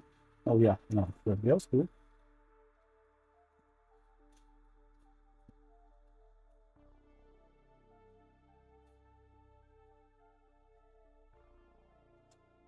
And I moved one cap.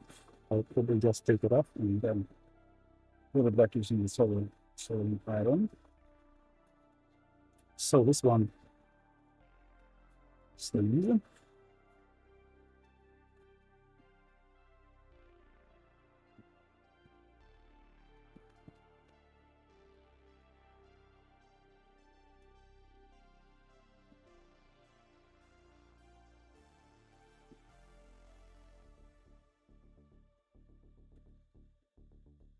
Mm-hmm.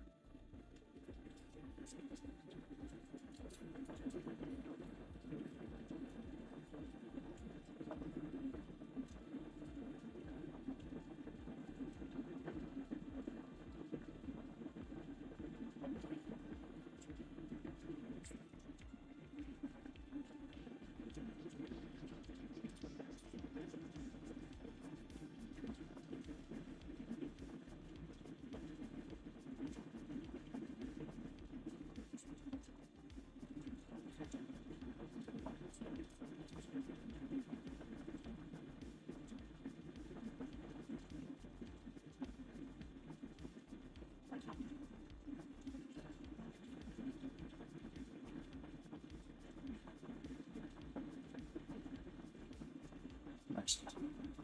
This time is close. No, stay.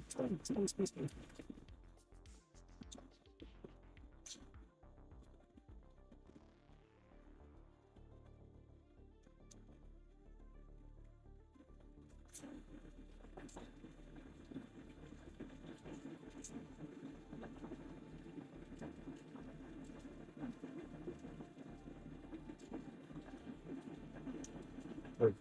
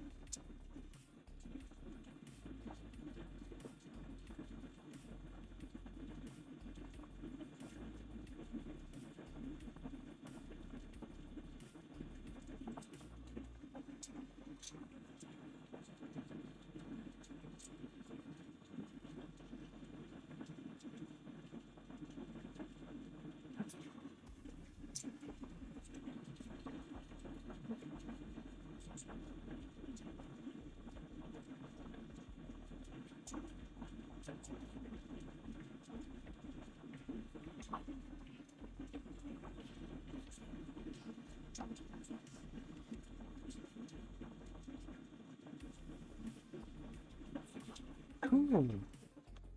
All up.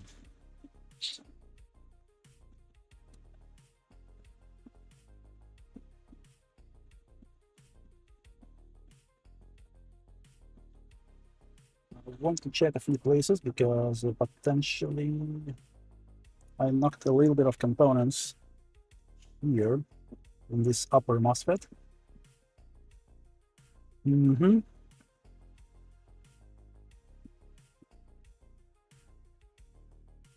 Other than that, looks okay. Looks okay. Good. Good enough. Let me catch up with the chat, guys.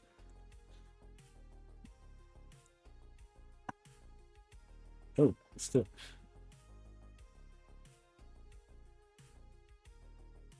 As you can see, yeah, the test still shows us nothing.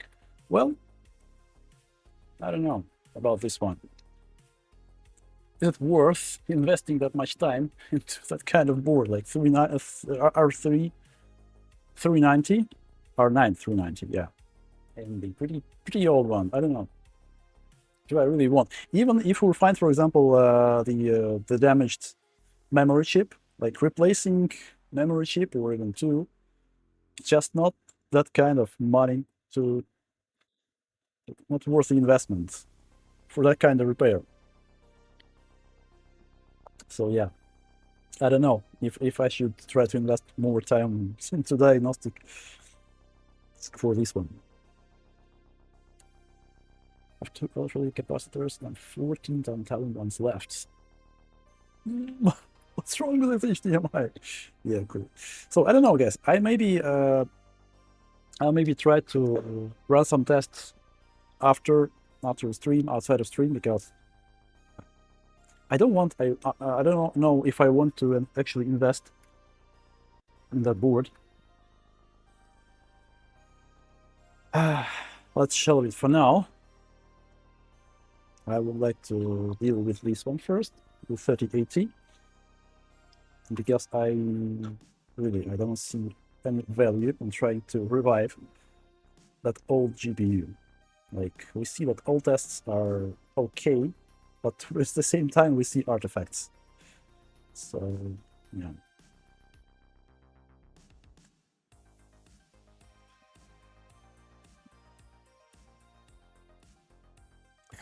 I want to grab my hot mat to put the 3080 here to deal with knocked components.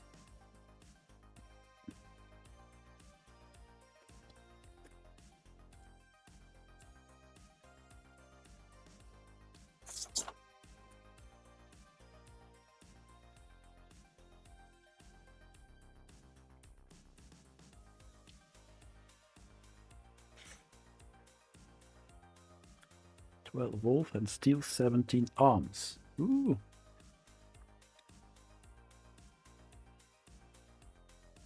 It was 0 at the start. Short. Where are those? Yeah. Like finding shorts without thermal camera is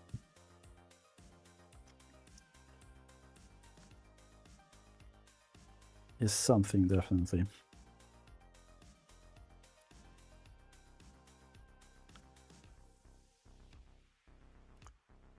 Do you plan on getting some thermal cam, Koshkin?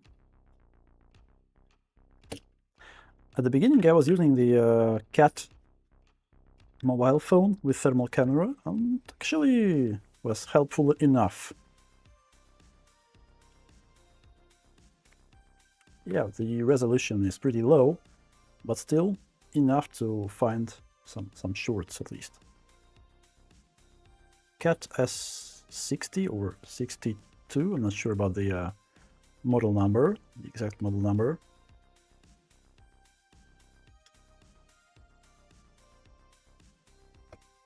Oh, I forgot to turn it on. Come on.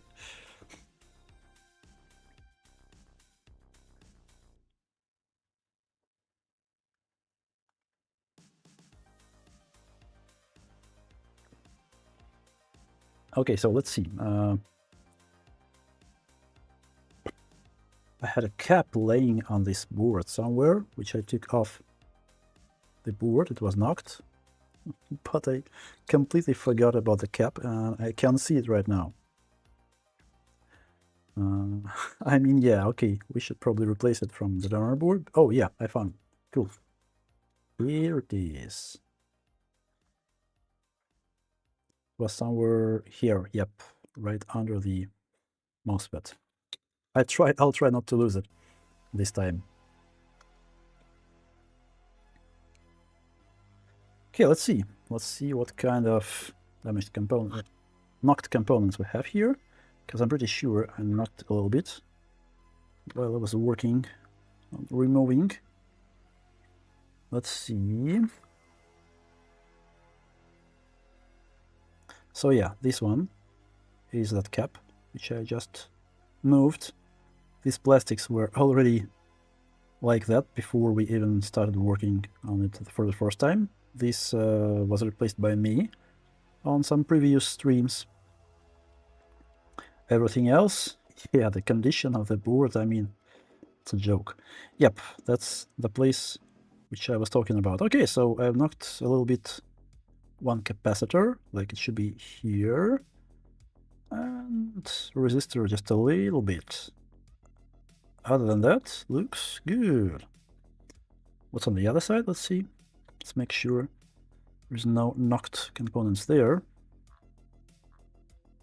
Looks good, looks good, looks good. I think it looks good, actually. Yeah, all these, damn, is it a rosin? I don't know what kind of flux they used, but I'll definitely wash the board in some cleaning solution after we finish with it. Yeah, well, that's a joke, really.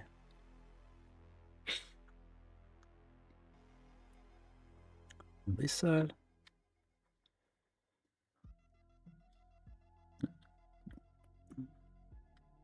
Yeah, shouldn't be any problems. Okay, so let's quickly place back these knocked components. Let's prepare the pads. Let's steam them.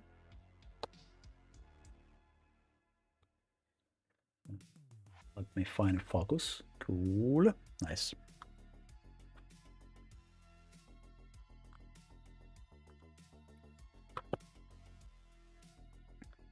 So this cap here.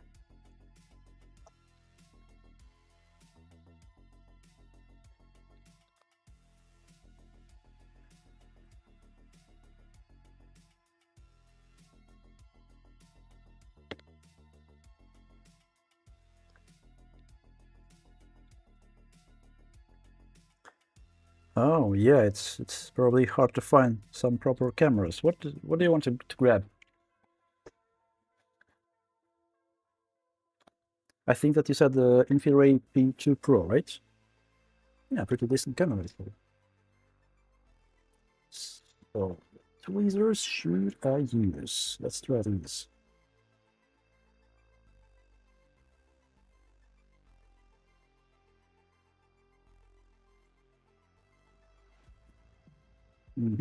Good. With our contact here. Yep, definitely do. All right. All right. And this place here.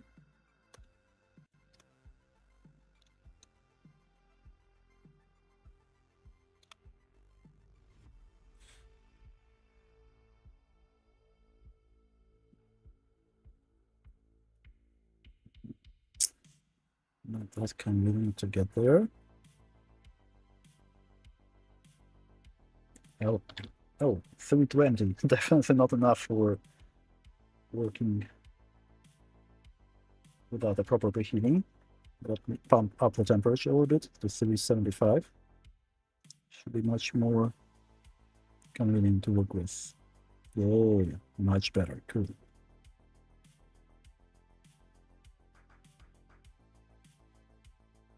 Yeah, it's good. Right? It's good. This one I probably won't even bother moving because it touches both beds. Just a little bit mispositioned, but misaligned. But that's completely fine.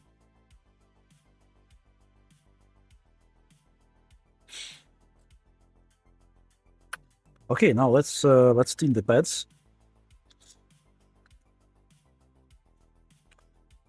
I probably won't be cleaning them off completely. I just mix with lettuce solder. It will be just enough to solder back the new MOSFETs. But yeah, I see in some places there are people missing the bed, right? It's not used, but still. Oh no, it's just dirty. Okay. Okay. Sparta, hello! Hello, hello, hello. How are you? Good to see you. 2 Top T7 is cheaper, and I'm 99% sure it's the same sensor as P2 Pro. Never heard the name actually.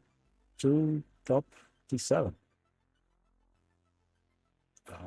I'm not sure that the thermal camera, which costs $100, has the same sensor. Like the sensor in P2 Pro is 520 by 384, if I'm not mistaken. Like the resolution is pretty high there, so it cannot be cheap. Like $100? No, no, really, it can be.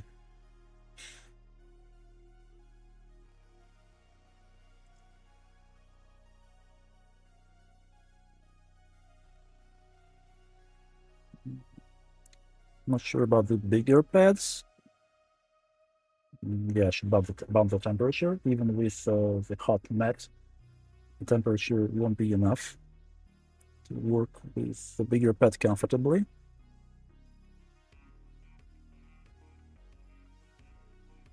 If it would have been the GBC tip, GBC cartridge, it would have been definitely better, but with this cartridge, Chinese one, it's struggling. I see it struggling.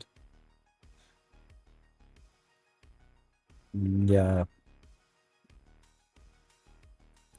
Maybe I could even consider moving back to the preheater to get to higher temperature. Even with 130 on this mat. What's the temperature on the board? Let me check. 80 degrees. Yeah, it's definitely not enough to work comfortably with soldering iron on the board. I don't want to bump the temperature even higher because, you know, having some 440 is definitely not healthy.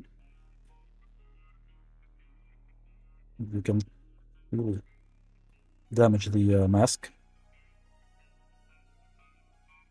Well, 420 is pretty much enough to work with this bigger pad. Maybe I could leave it as is. 420. will I be able to wick it with this cartridge?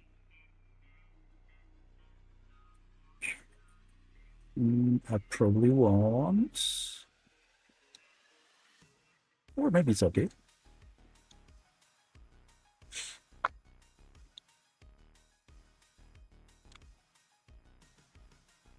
Let me try this Kingdom.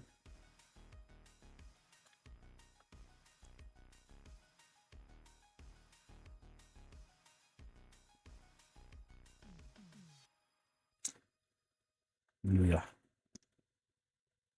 Maybe I'll move back to the preheater because with this mat, it's not enough.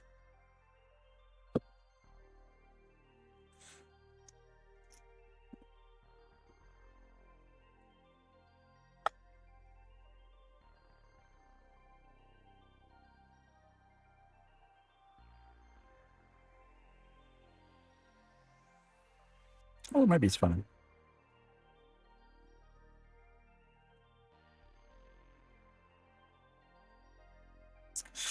No, it's not consistent experience, you know.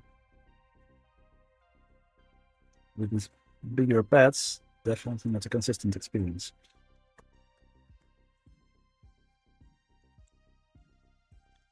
Like, I didn't try to team these pads on this hot mat before, because I got that mat like a few months ago. I was hoping it will be enough to keep the board hot, but yeah, with these bigger pads, not as convenient. I'll probably move back to the preheater to team all the pads. Otherwise, it will be a struggle. It will take too much time. So yeah, let's move back to the preheater. Let's quickly tune the pads. Let's put the new MOSFETs, and hopefully it helps.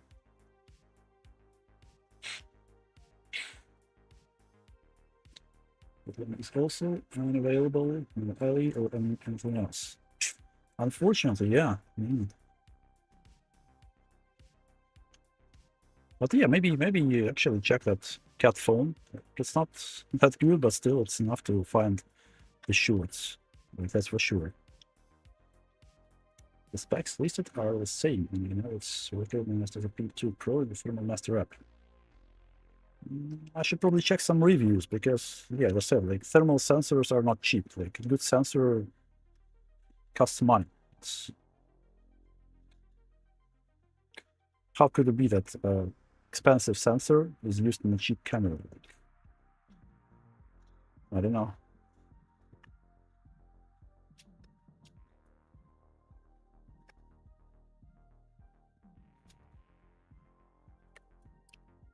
Okay, so the preheater is still on, so the board should heat up pretty quickly. I'll grab the flux pliers, my wick. No, probably wick. No, we'll just use the solder.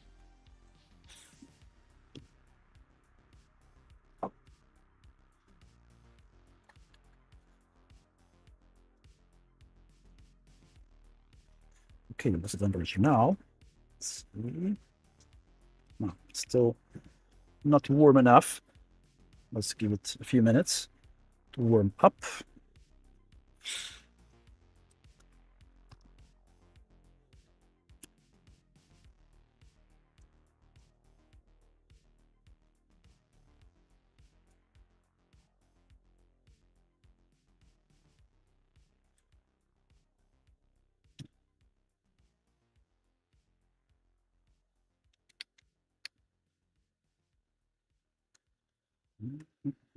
Yeah, preheater is on.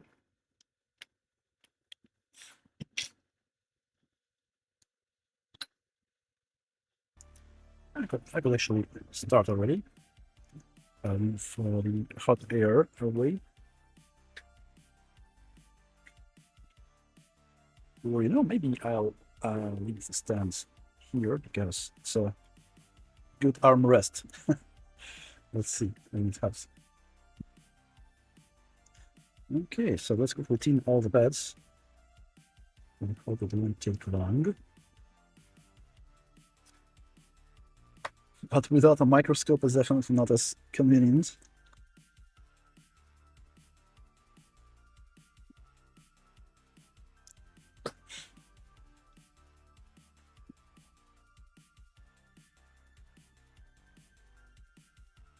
Yeah, the board is not hot enough still.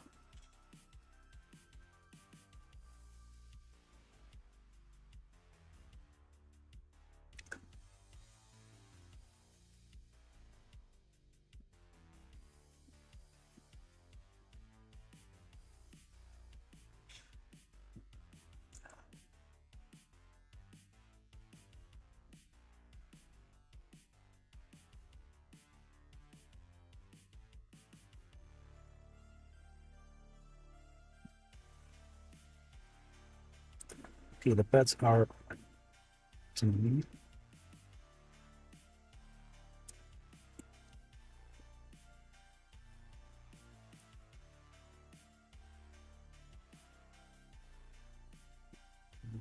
Good, good, good.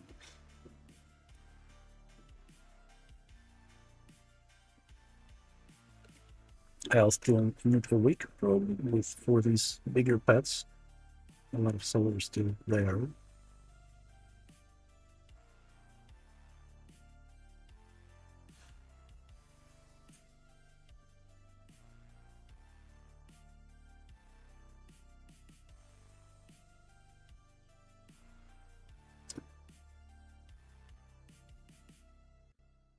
What's the temperature? It still feels like the board is not hot enough.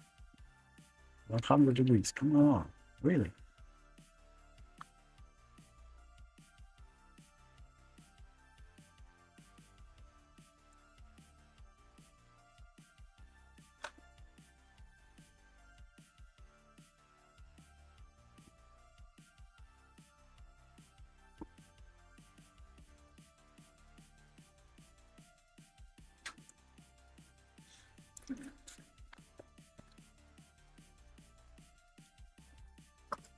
Oh, guys, as always, I forgot to change the titles.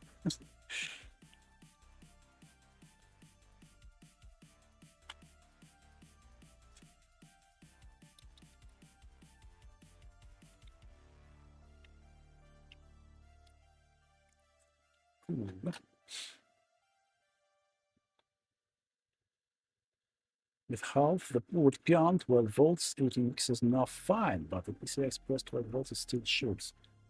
Nah, not good, not good.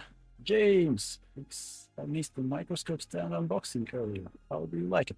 Oh, the microscope stand is amazing. Like, I don't know what you actually seen,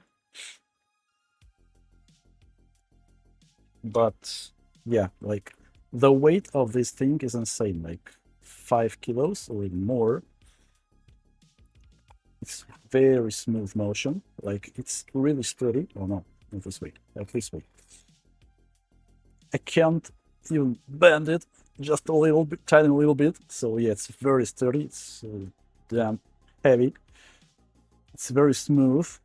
Like yeah, it's not that flexible. You cannot adjust it to the height easily. At least we can move this ring like up and down, but it's still fixed. But other than that, rotation thing is just enough for me. And yeah, it's really sturdy.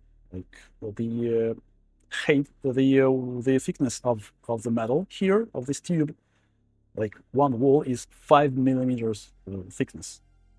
It's insane how thick the metal is. Like it's literally impossible to bend it even a tiny little bit. Very, very solid thing. Like feels really, really, really cool. And yeah, you have all the holes to put the wires through the holes, like this. On this side as well. So yeah, the thing is really, really awesome. Feels like something that you can use to kill people. I'm joking, I'm kidding, but yeah, it's really heavy and solid and sturdy. For ball bearing, not a ball bearing. And actually, this maybe it's some kind of I don't know, Teflon pads or just some lubricants. Maybe I don't know what's inside. Not a bearing for sure, not a ball bearing, but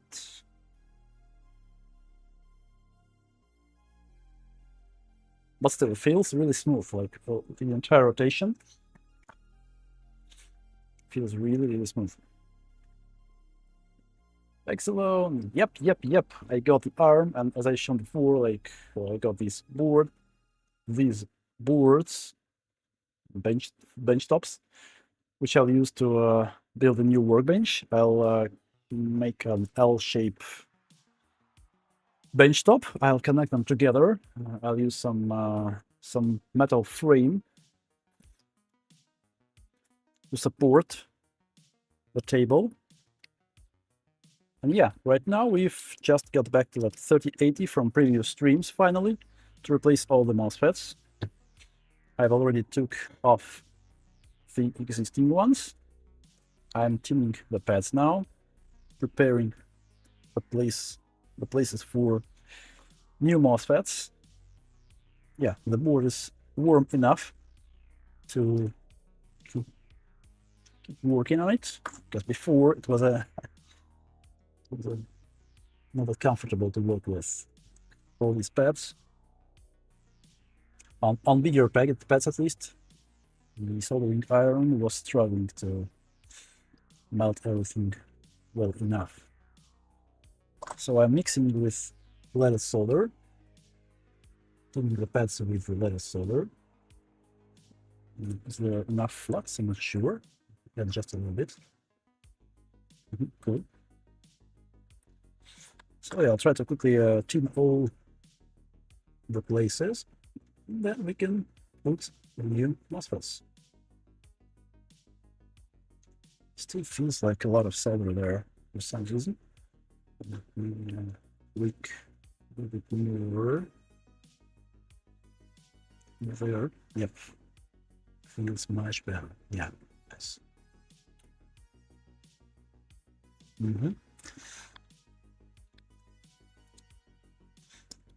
I'm sorry guys, from this position I cannot read the chat. Like on my new workbench, I'll definitely be able to read the chat from any position, like from the heater, for whatever, from soldering station. But on this workplace, it's not possible for me, so I'll catch up with the chat later.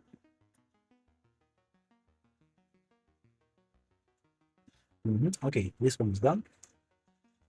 This one is good.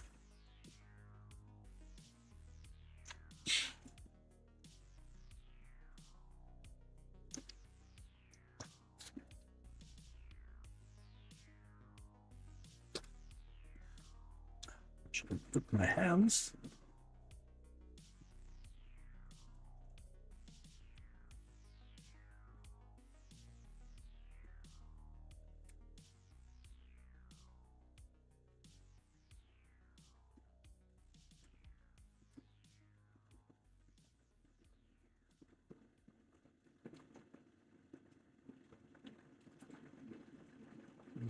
Good enough.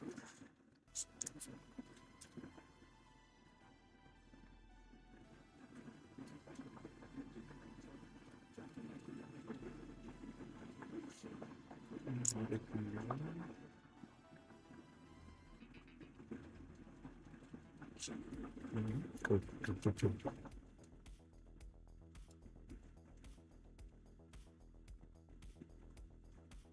Yep, this one's good.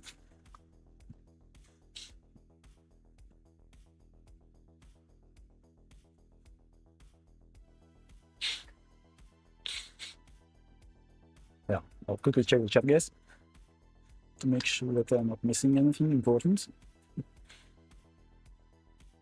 That looks like graphite, maybe. Yeah, maybe it's spartan. Yeah. Below black dots. Maybe you could check under the microscope, actually, these dots. Yeah, I'm curious. What could it be?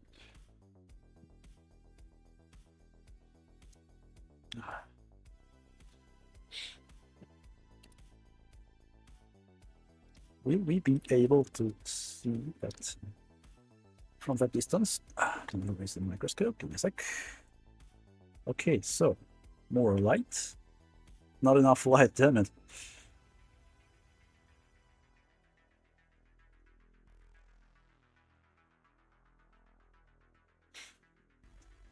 Let's try to touch it with tweezers.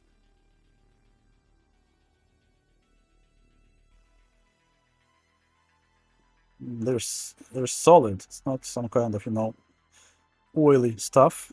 Not a lubricant for sure. Yep, they're solid. Interesting. And you see, I can see like the edge between the metal and these pads. Now you can probably see, not enough lighting, but yeah, on my eyepieces, I can see there is a like visually border between these two. So it's not like something on the top of the metal. It's like the holes in the metal itself with some stuff inside. Interesting. Oops, damn it. Hit my camera again. Microscope camera. Sorry. So yeah, definitely I'm happy with that thing. Like I'm happy more than I would have been like getting that adjustable height arms, or you know, there are some from 2 pieces. But anyway, this things like feels the way I like. Heavy, sturdy, solid. That's cool.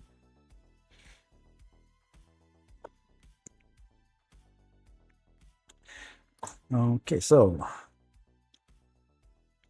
let's see. Is the temperature any good here? 140. Yeah, a little bit more, maybe a little bit too much. I'll lower the temperature a bit, but yeah, let's keep it up. Let's keep it going. Show must go on. So we finished with 3.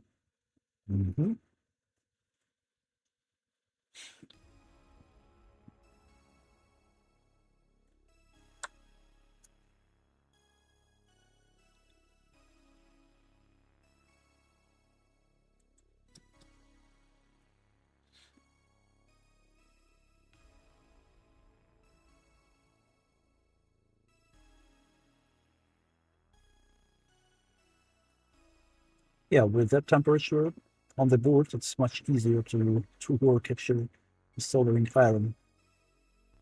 Much easier.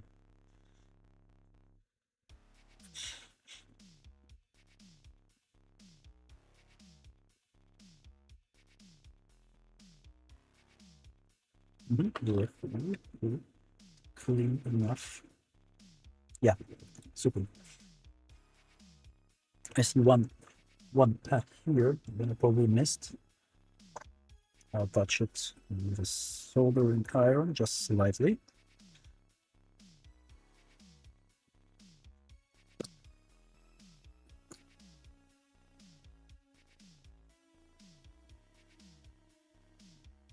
Yep, cool.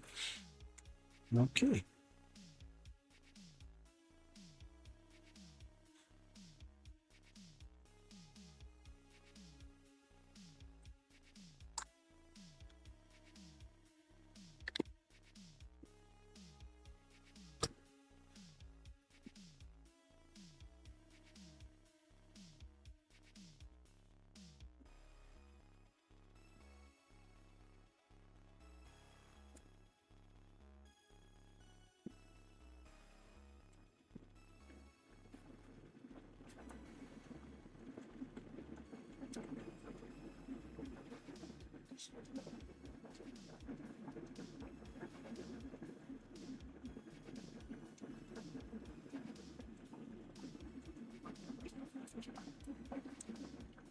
Just a bit of leaking.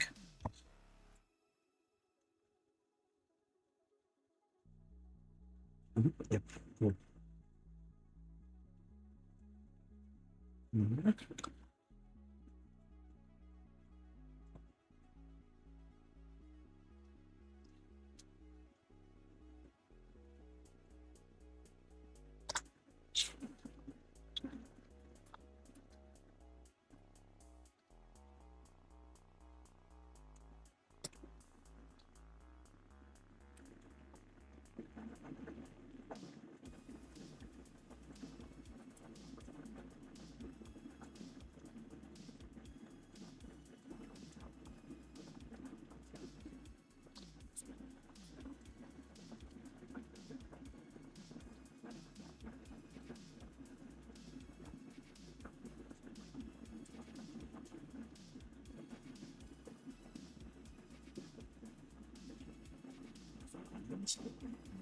Yep, just enough.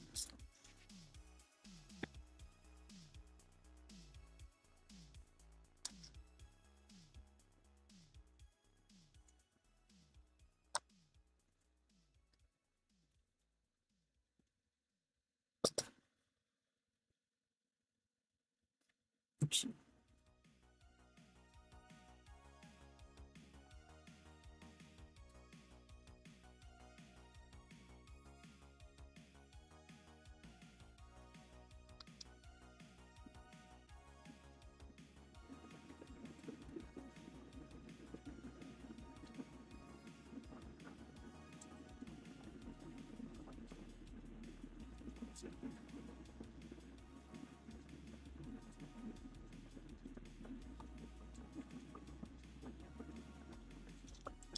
See the temperature is a bit too high on the board. Let me double check. Yeah, still 140. I'll lower it a bit. I want to see something like 130. Otherwise, to the pass.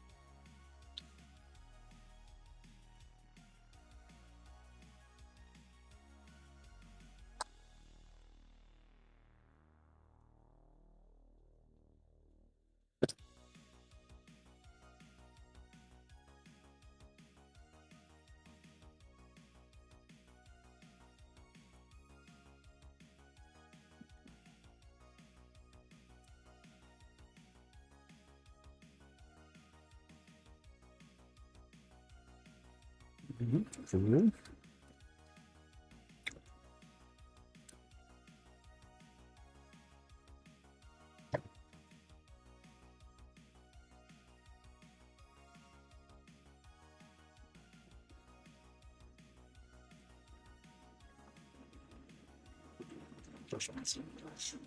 Perfect. So this side is finished. We have one more here and this side.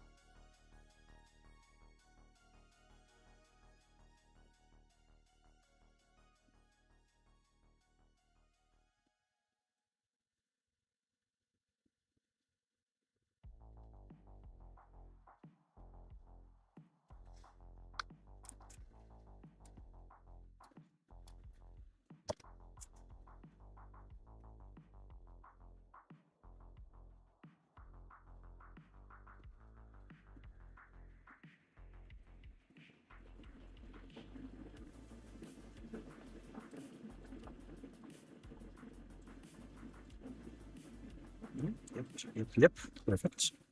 I think.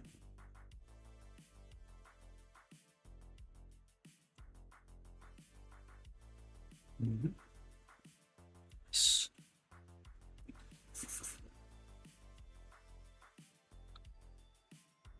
Documentist. We have my wife, which really kills me for some dinner, you know, and everything. So probably, I'm not sure if I'll be able to finish with this board on this stream because, yeah, 4 hours already. Come on, it was a long one. But yeah, unfortunately, we weren't able to. The 3060 board from the beginning of the stream wasn't fixable. Like the core is cooked.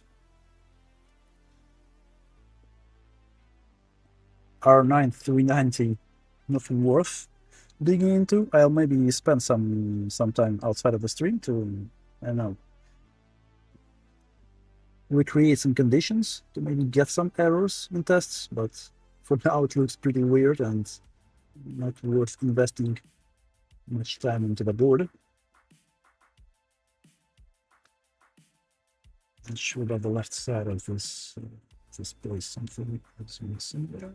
Some pads are still not tuned. I'll add more flux.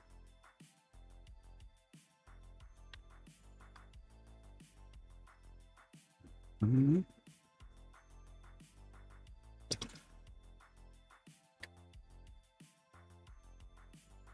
And with these 3080, as you remember, yeah, from previous streams, hopefully we'll be able to revive it by replacing all the MOSFETs, just to be sure that we get no surprises over time, considering the state of this board from AliExpress or whatever marketplace it was. Yeah, potentially I'll also give it away if everything will be okay.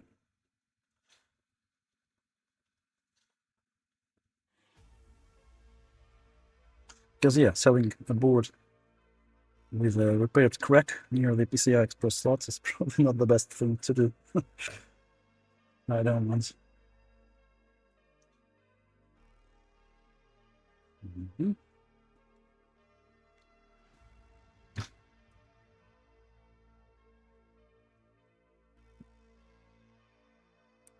Ah,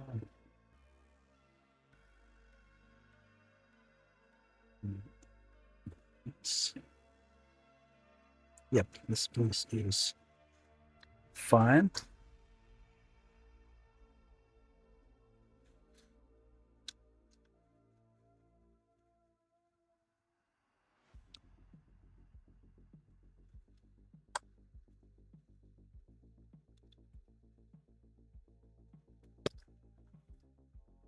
Again, sorry guys, I'm not able to read the chat from this place. My new workbench or being able, but for now, sorry if someone is pinging me. I'll definitely catch up later. But for now, I'm focused on these pads.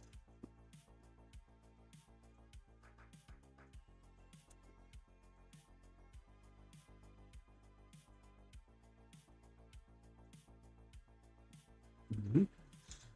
Okay.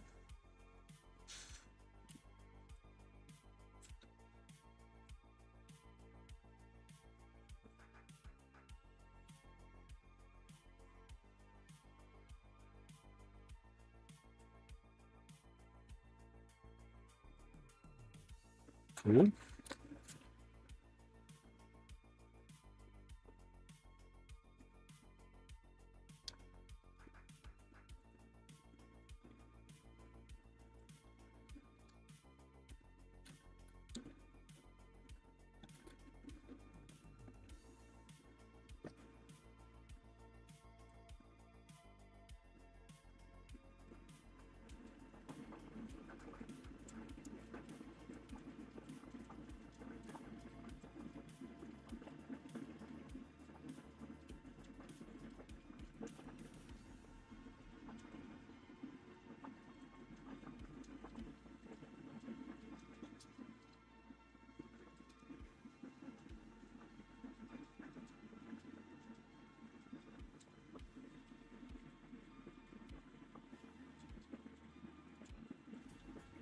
Yep. Cool.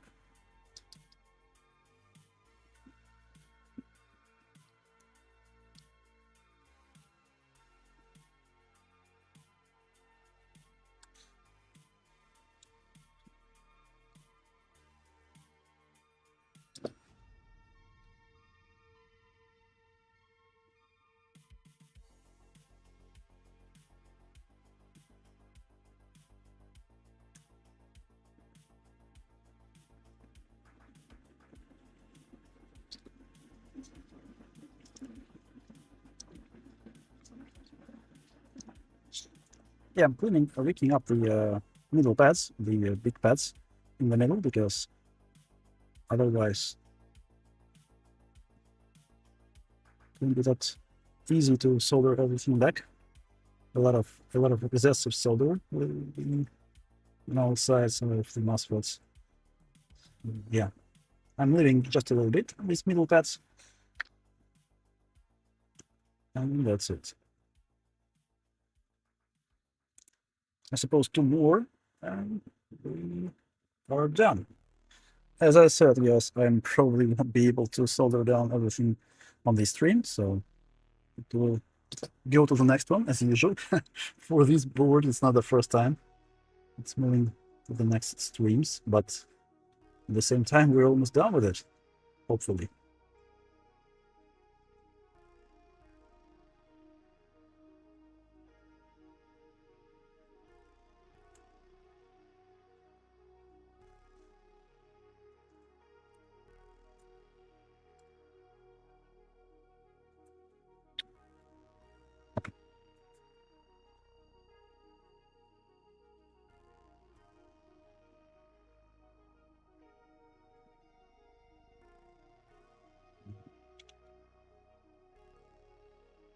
Good.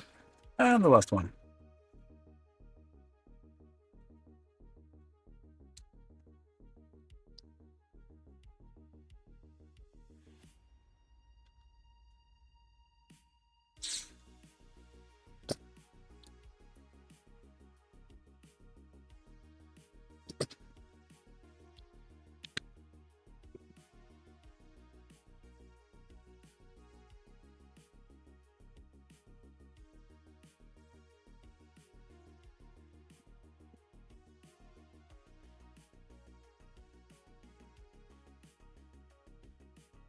Nice.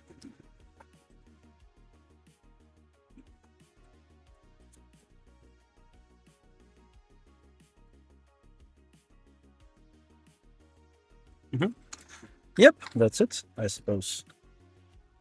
That should be it. Yep, very clean.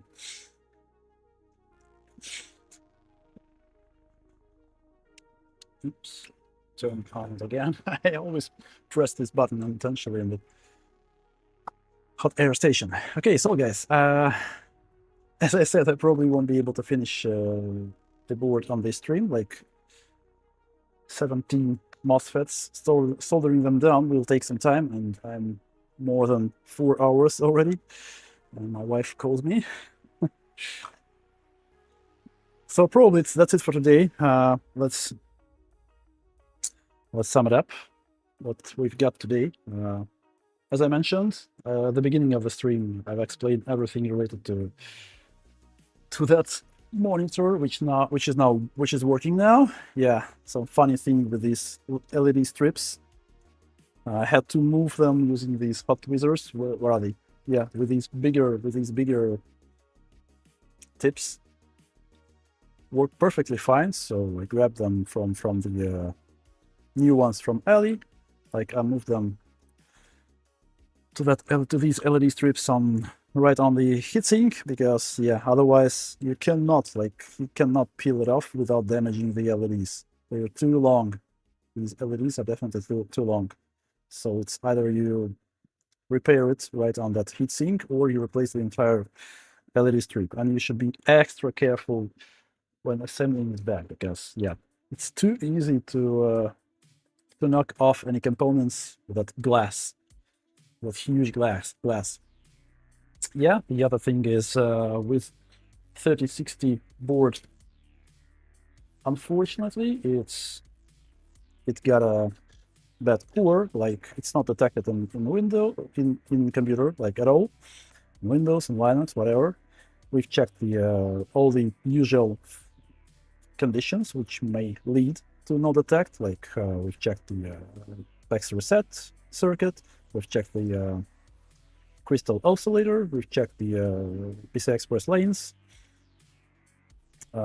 Everything is okay. All the voltages are there, but it's still not detect. Potentially, it could be maybe some bad soldering under the core, but yeah, as I said, I should align with the customer. I should approve that we want to try to swap the core from one of my donor boards to just make sure that this one is dead. But I don't know if it's worth checking, because rebuild is not cheap. Moving the core is not cheap. So just for the sake of making sure, I don't know if it will be approved. Like that R9 390, I'll maybe give it some time outside of the stream to run some tests again, because during the stream it was something weird. Like all the memory tests were just fine. It was working okay, like no errors, but we could see artifacts like clearly right on the screen. So yeah, and considering the price of this board, I don't know if it's worth digging deeper. I'll give it a little bit of time to just run the tests again. Maybe some conditions. Maybe I'll find some conditions where we could see the errors in tests. But yeah, this is what it is. As I said, that boom arm from Microscope is amazing. It's really cool thing. I'm excited to finally start assembling my new workbench with these bench tops. And yeah, other than that, we are done for today. This board On the next stream, as I promised, we will solder down all these 17 MOSFETs. Everything is prepared, all the pads are tinned, all the MOSFETs are tinned. So yeah, it should be easy. Let it solder, just put it back, test it, and potentially it will finally work without any crashes. Oh yeah, this one, sorry, of course. Thank you, folks. So yeah, James, Sparta, Exelon, Freeman, Med. Thanks everyone. Koshkin, of course. Yeah, a lot of help from you today. Thank you. Thank you. Everyone who was here today. Yeah. And see you as usual on Wednesday. Kitty-Rom. Yeah, thank you, of course. Some help from you. It was cool. Yeah, it was cool. Yeah, of course. We should rate someone. Damn, I smell. My wife is cooking some cookies. I can't stand the smell. I want to go and grab some with the coffee and with everything. Thank you, folks. Thank you for being here today. Okay, let's quickly rate someone. If someone is live.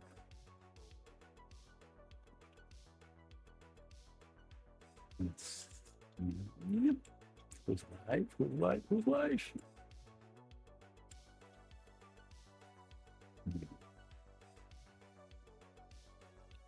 A sec. What's wrong with that? Yeah. Okay, so